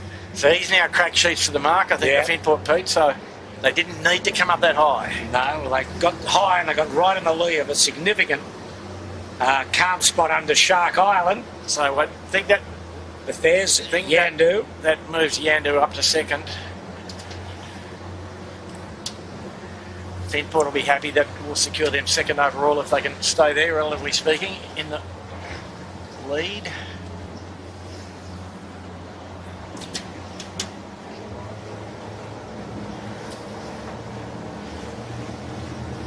Yandu's just kept coming here while Finport has stopped and started, and she's going through some bad wash at the moment off camera, Finport. Well, one of those game fishing boats, Pete. Yeah, it's going to be pretty tight at this mark. Now Finport gets a bit of way on. a bit of cracked sheets into the mark, and a seaplane. Seaplane taking off. It's all happening. This is pretty interesting, Jimmy, isn't it? The seaplane to leeward. Two of them. Yep. Wow. Be a beep beep Keegan here in a minute. Keegan's nearly airborne. You'll get a little shove from that. There's a nice breeze coming down here, I think. Oh, who's going to lead here? It's going to be close. No, Finport will lead. Not by much. No, I think he will. They've dropped off the Royal Oak, who's now just starting to get rumbling again behind them.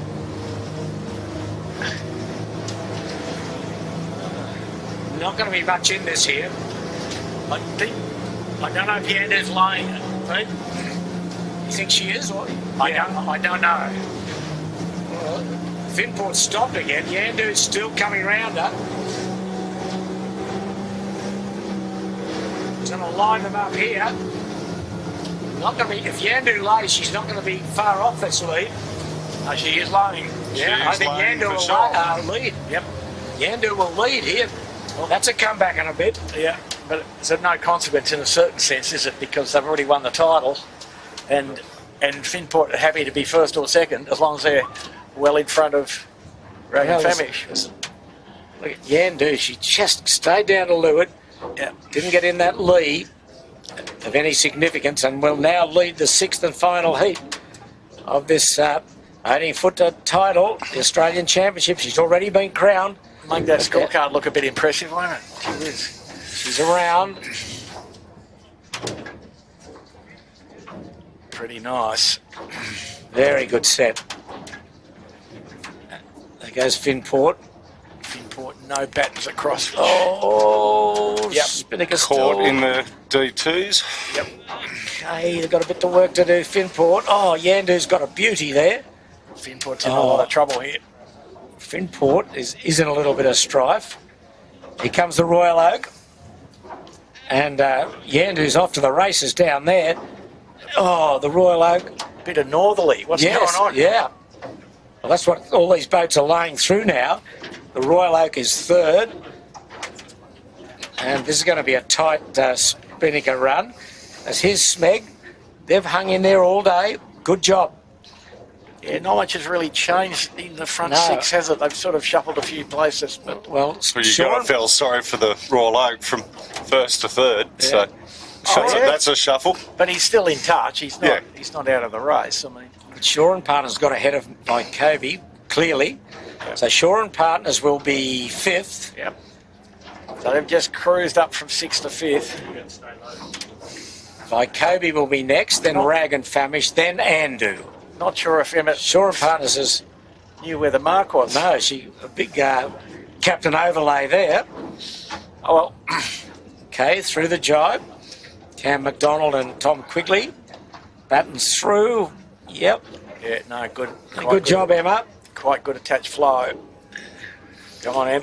Emma's another one that can't get enough sailing. Yes, yeah. Sailed 16s yesterday as well.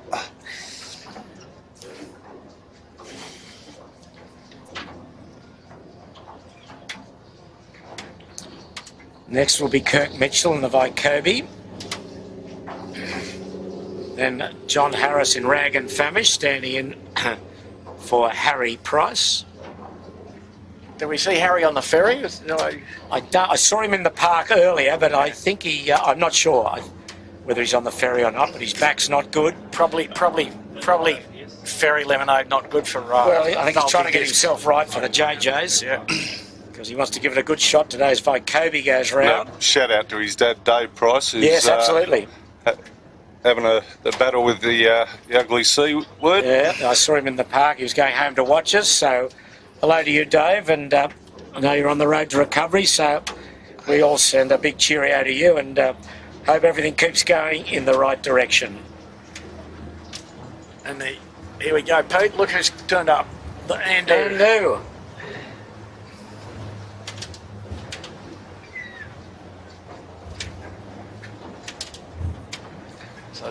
So there's all got shoots on still. Andu up to 8th. 8th. Lazarus will be next. She didn't lay. Good set on the Andu. Those boys trying to get back in touch. They've got a bit of work to do. Well, here's the problem on this course, Pete. The two boats in front of them, a pretty solid barrier, I would say, because it's a bit of a soldier's course now. So we go back to Karama Point, back to Rose Bay, and then to the finish. Correct, so we've got this tight reach back down to the leeward mark, and then almost a one-legger back, and then a run to the finish. And the breeze now a little more stable than it's been all day, in fact. Yeah, what have we got? An east nor'easter, or is it? We'll call it that. Yeah, probably about 8 or 9, 7 or 8 knots. 6 coming in now, it's Kitchen Maker. The Black Knight from Germany. And it's a very light run here. See Smeg spinning and collapsing. Finport back in the lead, Pete, nearly. Just climbed over the top of Yandu. Yeah, it's still tight. She gets the breeze first, Finport. She's got the bow down. What do? You carry a spinnaker as long as you can here, Andrew, I guess, to try and fight up to the mark. Who knows what's going to do up here. They need to get most of the way down to the ford and then judge the drop. 2 sail up if you have to, but Over a bit of right. yeah, just starting to rumble now, Finport again. So a bit deceptive the camera angle, but he's arguably in front.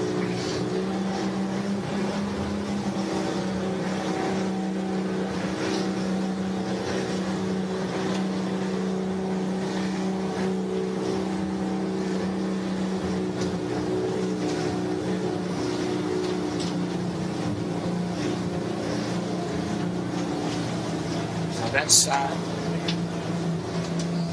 3rd and 4th we're looking at. Smeg now in 3rd spot, overtaking The Royal Oak. the Royal Oak boys, but not much in it at all. They're probably about 60 to 70 metres astern of these 2 leading boats. So still a lot to play here. And the breeze actually probably 9 knots here, Pete, now. Yes, good pressure. It's turning, Jimmy. Very grey now over the city, and the pictures don't show how gloomy it is. Sydney Harbour always looks shiny, doesn't it? Spinport just getting a bit of ferry wake coming up. Up and down she goes. Yep. Pretty even between these two at the moment. Yandu led at the weather mark narrowly, but Finport's climbed out above him at the moment.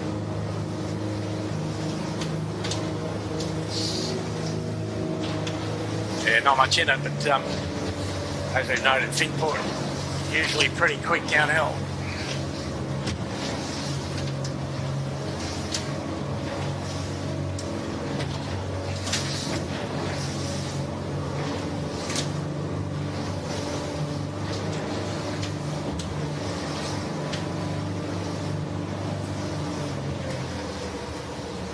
Yeah, pretty much. Probably about 050, the wind on top of the bridge now. Magnetic. That's Bradley's Head.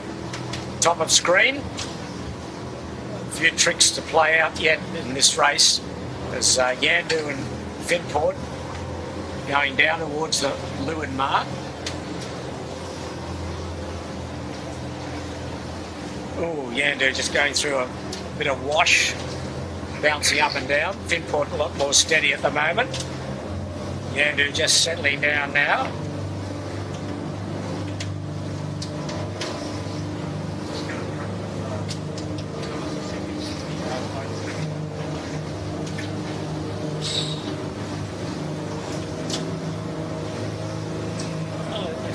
They're fighting hard to get up to this mark, and they're not far off it, not I far don't off it, think, Jimmy. No, you're right. Yeah, they're pretty close to lane.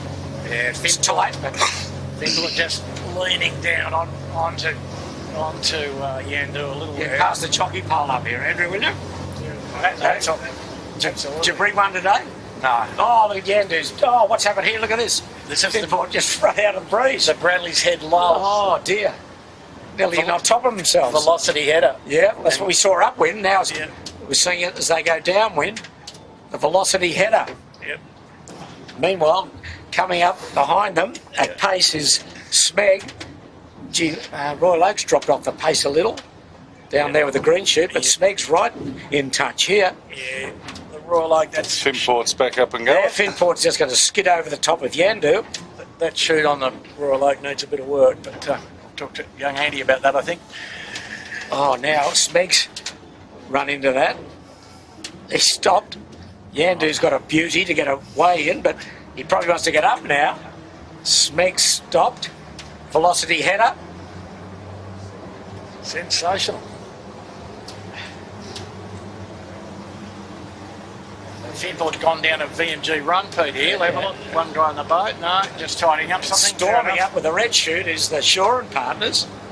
Yeah, well, it all looks good until it doesn't, mate. So Well, it all looks good till late. No, I can report that Cam McDonald only had a cup of peanuts instead of 2 Parmesanas this week at the Skiff Club. When you look at he's very forecast orientated. So, Jimmy, what happened? Did you put the price of the schnitzel up or something?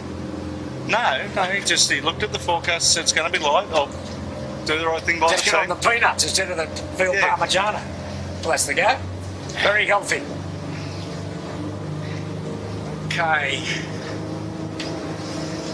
Situation kind of normal there. Finport doing a bit of surfing. There's the mark. It's Travelling with, on board, Yandu in the outhall sheave again, Dylan. Thank you. it's tight. They just laying. Are they laying? Yes, I think they are. Yandu's really getting the bow up now. Yeah, Yandu coming up to line astern. Yeah. So what you see there is the gap, which is about 4 boat lengths, 3 boat lengths. So this is the Lewin mark at down Kirribilli Way. They round that back to Rose Bay and then to finish at Clark Island. And you'd think that the fight here in some degree, Pete, is to get on the port as quickly as Well, one you'd think so. can. We said that last time. They all extended on starboard, so who are we to know? But Yeah, but anyway, the breeze is further left. yes, it is. I agree. Not often we do, but I agree, Andrew. So they're now sort of Sydney VMG running to get there, but that's all right. Oh, Finport's slow here. Yandu trying to climb over him. And where's the third boat? So it's Smeg, a very good third. Now Finport's get going again. Not that much breeze here at this leeward mark. No, probably down to about 7. Okay. Comes Finport, will lead. Generous 7 you're giving it. Yeah. Okay. Yeah. He's in kilometres per hour, are you, bugger? No, I tell you if I... Rose-coloured glasses. Yeah. Hang on, I've got them here. Okay, is Finport the drop? I can see how light it is. Halyard coming down, yes or no? Oh, a bit of Spinnaker over the side. They're right. Bit of Spinnaker still up. That's okay. It's light enough that it's on their stop. Have they got attached flow here yet, Bucko? I don't think so. Looking at the jib, I don't think so. No, Yandu going round to leeward of them with better pace. Can he punch out through them there? It's going to be tough. Oh, he's got better speed at the moment, but now it's going to get slow for him. But anyway. Oh, I don't know. Finport didn't have much flow going on there, did he? No, that's the two of them. Yandu can't tack from there, but here comes Smeg in third spot. Have a very good outing today. And Finport will tack. Yep. Anyway, folks. Off camera, Finport is the first to tack. And it's pretty ugly where they are, but anyway, we're on Smeg. Ugly stick big time. Yeah, certainly in touch, Smeg. Certainly in touch, the Royal Oak. And the same with Shaw and Partners. This is the battle for third. It's very light here. Royal Oak next. Oh, Smeg tacks early. Interesting.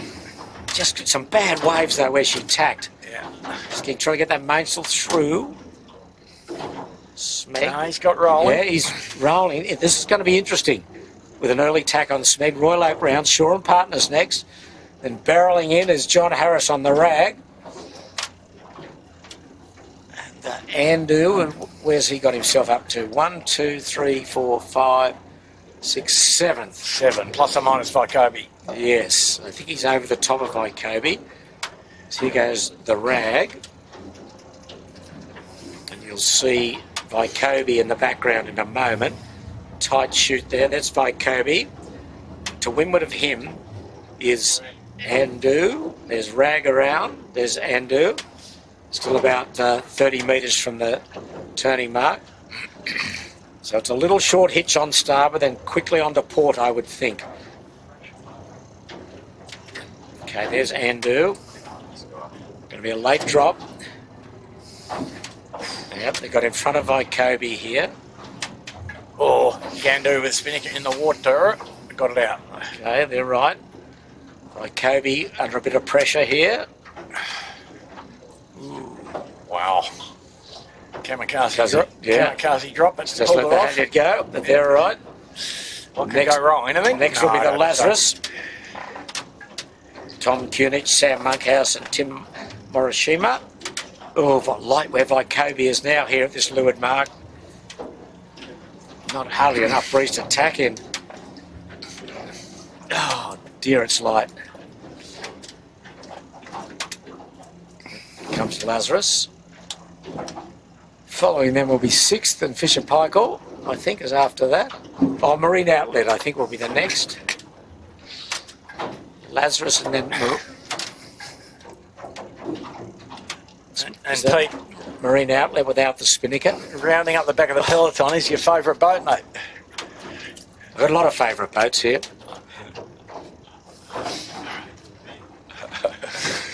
But it's interesting here, Vycobi tacked quickly and she's very high on port. And has got back in front of Andu. It's looking very much like a lay through, but who knows, a lot of tricks to play out yet. As the next group come round, the leeward mark, led by Marine Outlet, then Balmain, back a bit today, then Fisher Paykel with the black Spinnaker, then 6th, then the Black Knight. I'm down to leeward, Burrowing, how can we forget him? Barreling into leeward, from leeward. Then Black Knight, then Kitchen Maker, then Noakes, and I think the last boat is the 18-footer restaurant, restaurant. I think they're all accounted for.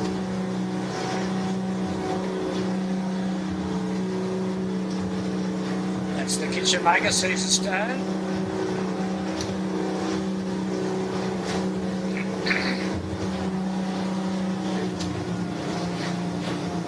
Still very quiet on the harbour. There's lucky to be 7 to 8 knots. Well, looking in front of us, and we're just approaching the tail of the lead group, and they're kind of 2.5 strings, which suggests six to 7. Well, what's happened when we have a look at the leaders is that Finport has got a jump on Yandu, but the big improver has been Smeg. They tacked basically at the leeward mark and got onto port very quickly, and they've reaped rewards. There's Finport and Smeg. Finport and Yandu went across on starboard for about 50 metres. Smeg virtually tacked the mark, and now Smeg is very close to the lead. At the moment, Smeg are 7th on the point score, which have been there or thereabouts throughout the season. But now Finport's starting to get hurt by being high, and Smeg is rumbling through to leeward. Rumble, rumble. Finport's going to have a big power boat come in in very close proximity to him, Pete. Yeah, beautiful looking power boat too, isn't it, Jimmy? Oh, one of the best. Designed by a bloke with a set square. I think that's all he had on his desk, mate. Yeah. Beautiful. Just pushing in much water as you can. That's the ticket. Beautiful. Okay, now Smeg stopped. Finport's go. And I think Finport's now got steady air for the next bit. So it's bumpy water too here. There's a bit of powerboat wash. Meanwhile, Yandu's hitting a bit of a wash, bang. I mean, really. Looks like Green Cape on a bad day, doesn't it, Pete? It does, but Smeg's now got rolling again. Yeah. And Shaw and Partners, that's her above Yandu. Not out of it at all. Now Smeg's fully wicked. Oh, and Finport really struggling. Yes, Finport still. Big waves coming to Finport. Oh, Smeg's a little bit on top of herself here. No, she's away now, Smeg. Three strings and big left-hand pressure. High left with pressure. Wow. Oh, looking back, Yandu stopped. Royal Oak high and above Yandu. She's going to stub her toe in a moment. But at the moment, it's Smeg and Finport vying for the lead.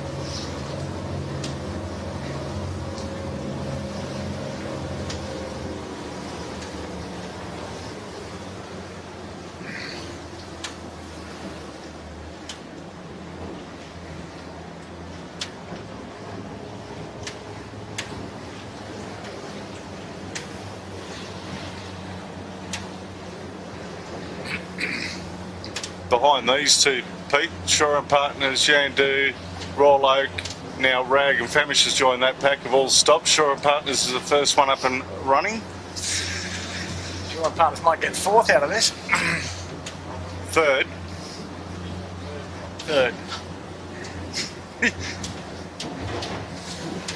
Well, after you've given them the kiss. No. 2, 4, 6, 8. Interesting comment from Clueless Beekeeping. I don't know who you are, Clueless, but an interesting question. I think you've got the answer to your question. Well, I can't answer the full question. You'll know what I mean, but Russell Moore has answered it. We want to know what the Smeg is. It's a white goods manufacturer. Well, he thought it might have meant something else, but we won't go there.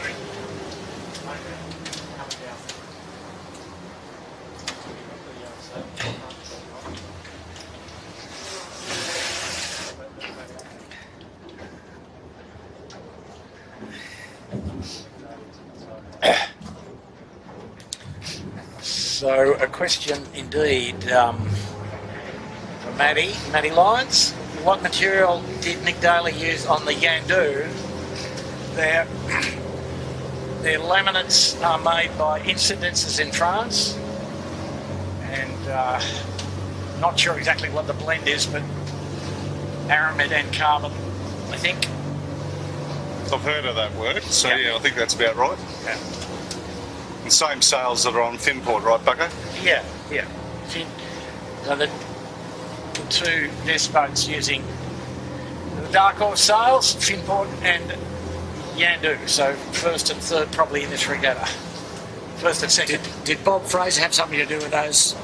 No. Origin of those sales? No. Well, sort of. Yeah. Inadvertently, you know, his 3D process was acquired by Dimension Polyand, and then can't remember what happened to the IP, but the incidents guys are using some of the IP that was in the 3D program. Andrew, you'll have the full answer for the Giltners for us. So I need you to do some homework between now and then. I'll give RG a call and refresh my memory. Yeah, Bob will certainly update you, I'm sure. Yeah. He might even talk to his brother-in-law. Do you know who his brother-in-law is, Bugger? Nuke. How's that? Don't just say Nuke. Who's Nuke? Oh, some bloke that used to play tennis, Yeah, all right? John Newcomb's his brother-in-law. That's Exactly. right. Exactly. Former Wimbledon champion, Australian champion. Bob is married to the lovely Sue, John's brother.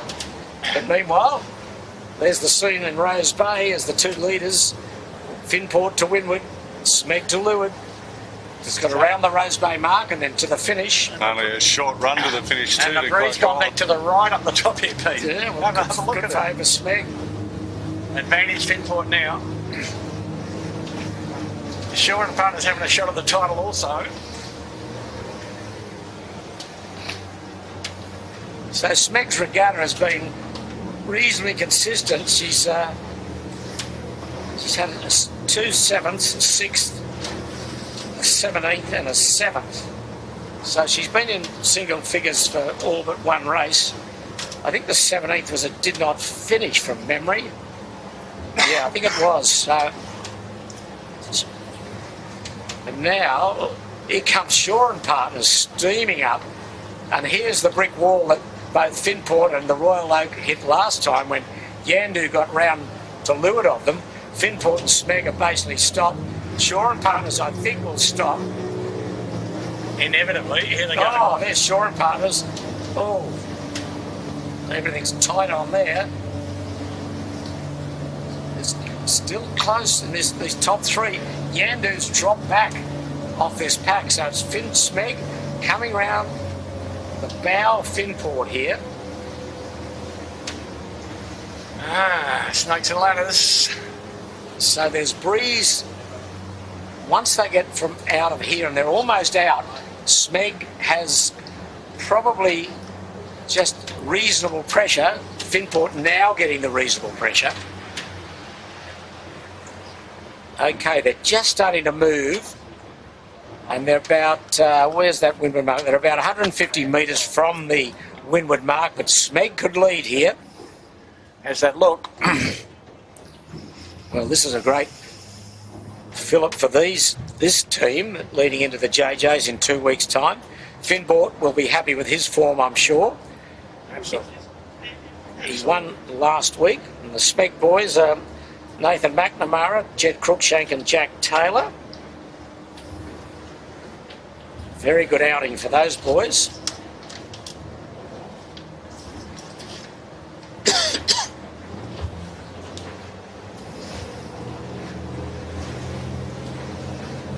Nathan's been 5 years sailing cherubs, 3 years 16-foot skiff sailing. And he competed in the 2019 Sydney Hobart race doing the bow on Chinese Whisper for Rupert Henry. Or did Rupert own it then? No, probably Dave Griffith owned it then, I think. Correct. He now works for Sam Newton as a rigger. So it's a pretty good crew. Jed Cruikshank was the Royal Sydney Yacht Squadron match racing champion in 2020.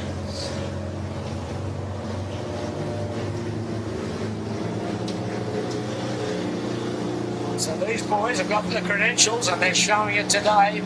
Sprung sheets for the weather mark. And really good pressure coming down to them here. Capsizing material, Pete. Well, might be for you, Andrew, not for me. I'm very confident here as the Smeg will lead quite convincingly here by about, 15 seconds. Sprung sheets now. Yep. Jive and set. And they're under the finish at Clark Island. They're around. Well done. Just a little bit of work still to do.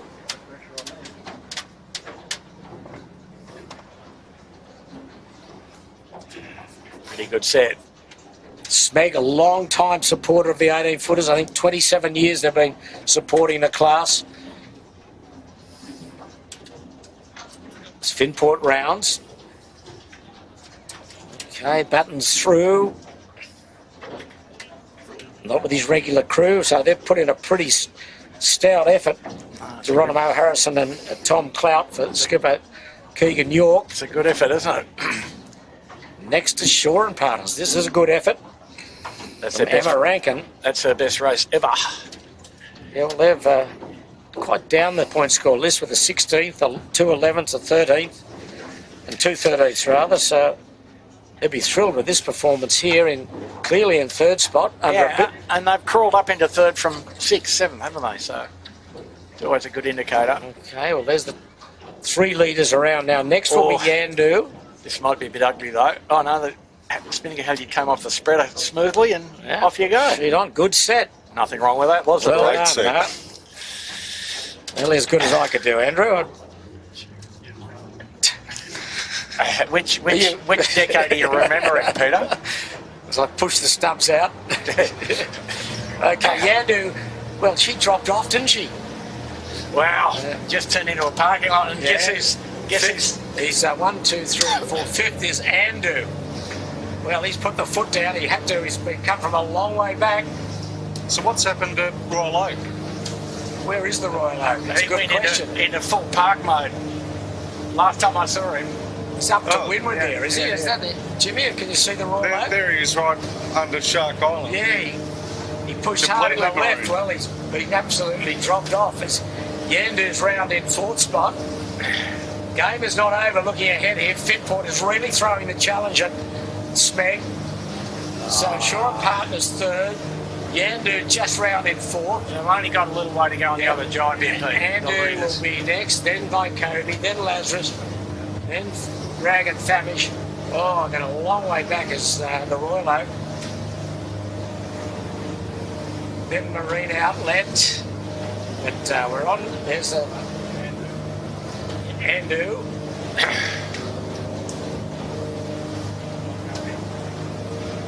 Oh, it's like Royal Oak. She went right into the left and now she's become up under Shark Island.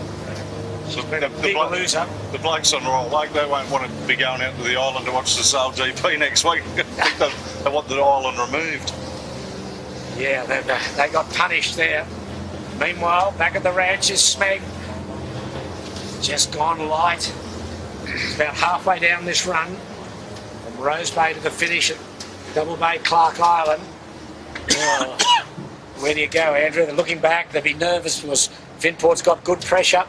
Yeah, Finport's got to soak and try and probably drive back into Point Piper, I think, and there'll be a chance here.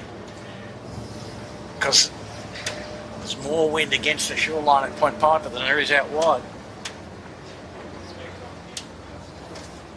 Well, if Smeg maintains 2nd place, she will get 2nd in the championship.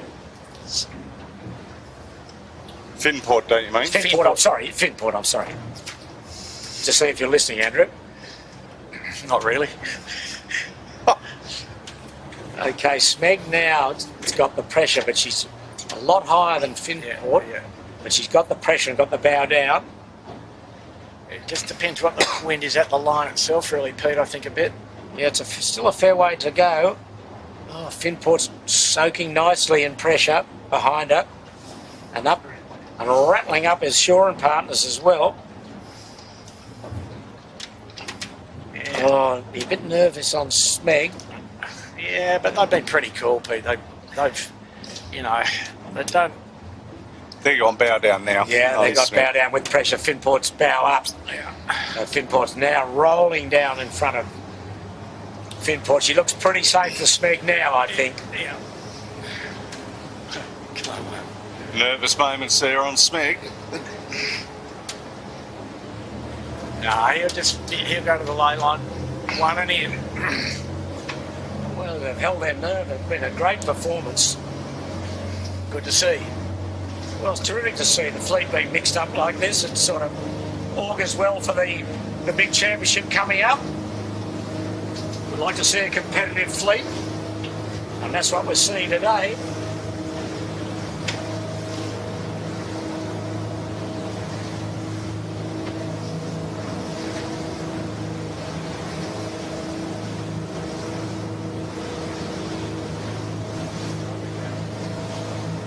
into the jibe.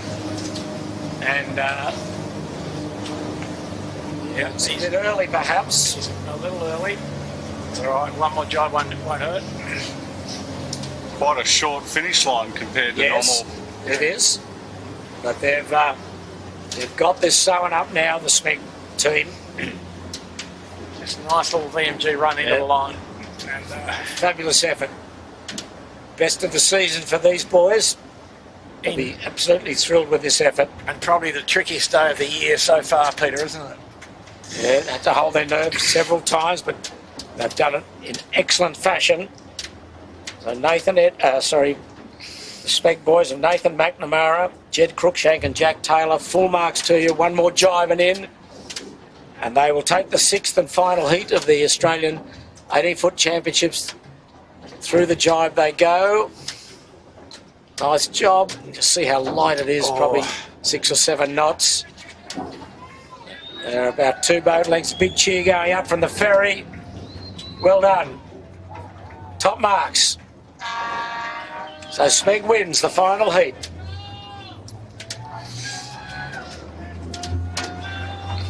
Popular with the punters. Absolutely. I'd hope so with the bookies. So second will be Finport, which will secure her second place in the point score. People are doing a bit of pretty good VMG running, Pete. Yeah, another good performance from Keegan York. Yeah. He won last week. Now he's second today with not his usual crew. So you're getting the point score going, Andrew, for me. So we'll just come back to that. So as the fleet drift towards the finish, there's certainly a drift here. Light air on the harbour, grey now and overcast. Probably 7-8 knots at best as Shaw and partners, Emma Rankin. Very good effort for that team of Cam McDonald and Tom Quigley. Third. Excellent. Well done, Emma. She'll be thrilled with It's an that. awesome effort. Absolutely awesome. That's a very good word, Jimmy. Very tricky day. And coming downwind is the Yandu and the Andu. So, The usual story, isn't it? yeah. Well, Yandu will be fourth. So their championship was consolidated with 3 firsts, 2 fourths. 2 fourths, and a second. No. They're Second. dropping one of the fourths. Yep. Second, 3 firsts, 2 fourths in the 6 heats. Yep, so you'll drop a fourth. That's pretty solid stuff. They had their moments today. They were in front at times, but such was the trickiness of the weather. Even the best got shut out at times. So Yandu 4, and then Andu will be 5th from a long way back. She was deep and buried at the first mark of about 11th or 12th. And Vycobi. Vycobi will be 6th. So So they're tied with Andrew. the question will be, who gets third on the point score, Andrew? The countback. The dreaded countback. Yeah, well, what's the answer? I think Andrew gets it, don't they? They won a race, yeah? Andrew won the first heat, Yeah. so she'll be 5th, Andrew, now, light air jibe. So she'll be overall 3rd, and Vycobi, who's next to finish in 6th position, she'll be tied on points but beaten on a countback, we believe, for 4th position on the point score. Much better effort by Vycobi today than last week, and they got deep and buried in 16th spot. It's Yandu across now in 5th. And Vycobi will be next. One more jibing in, and then behind them will be Lazarus. A couple of reasonable placings. Down early with the 16th, 13th, 18th. the 7th, the 12th, and then today she'll be 7th. Okay, Vycobi going across now in 6th. It's the 18-footer ferry in the background. Just there's the committee vessel.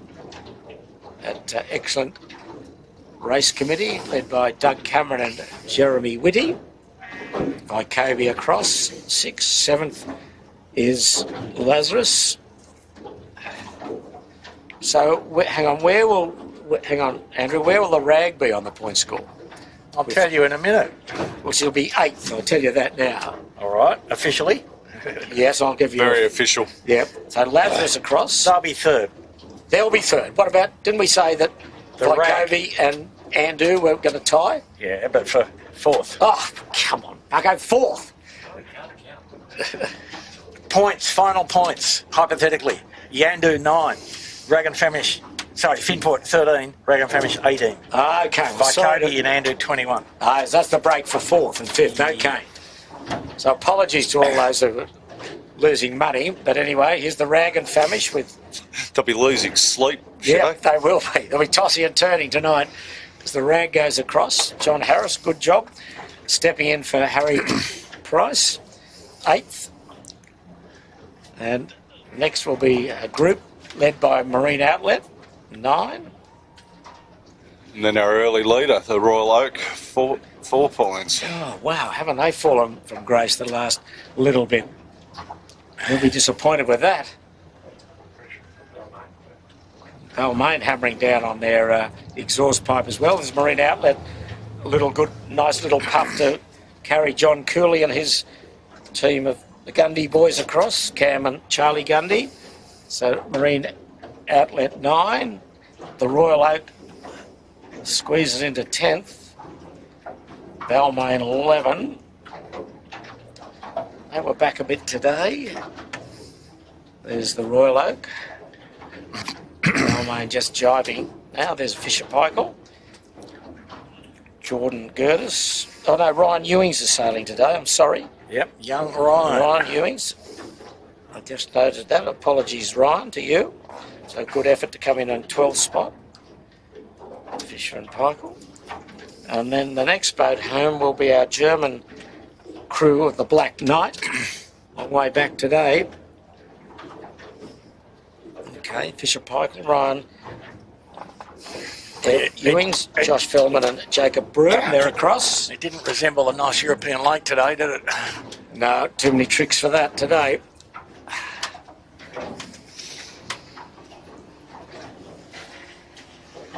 Just jibing now to come into the finish.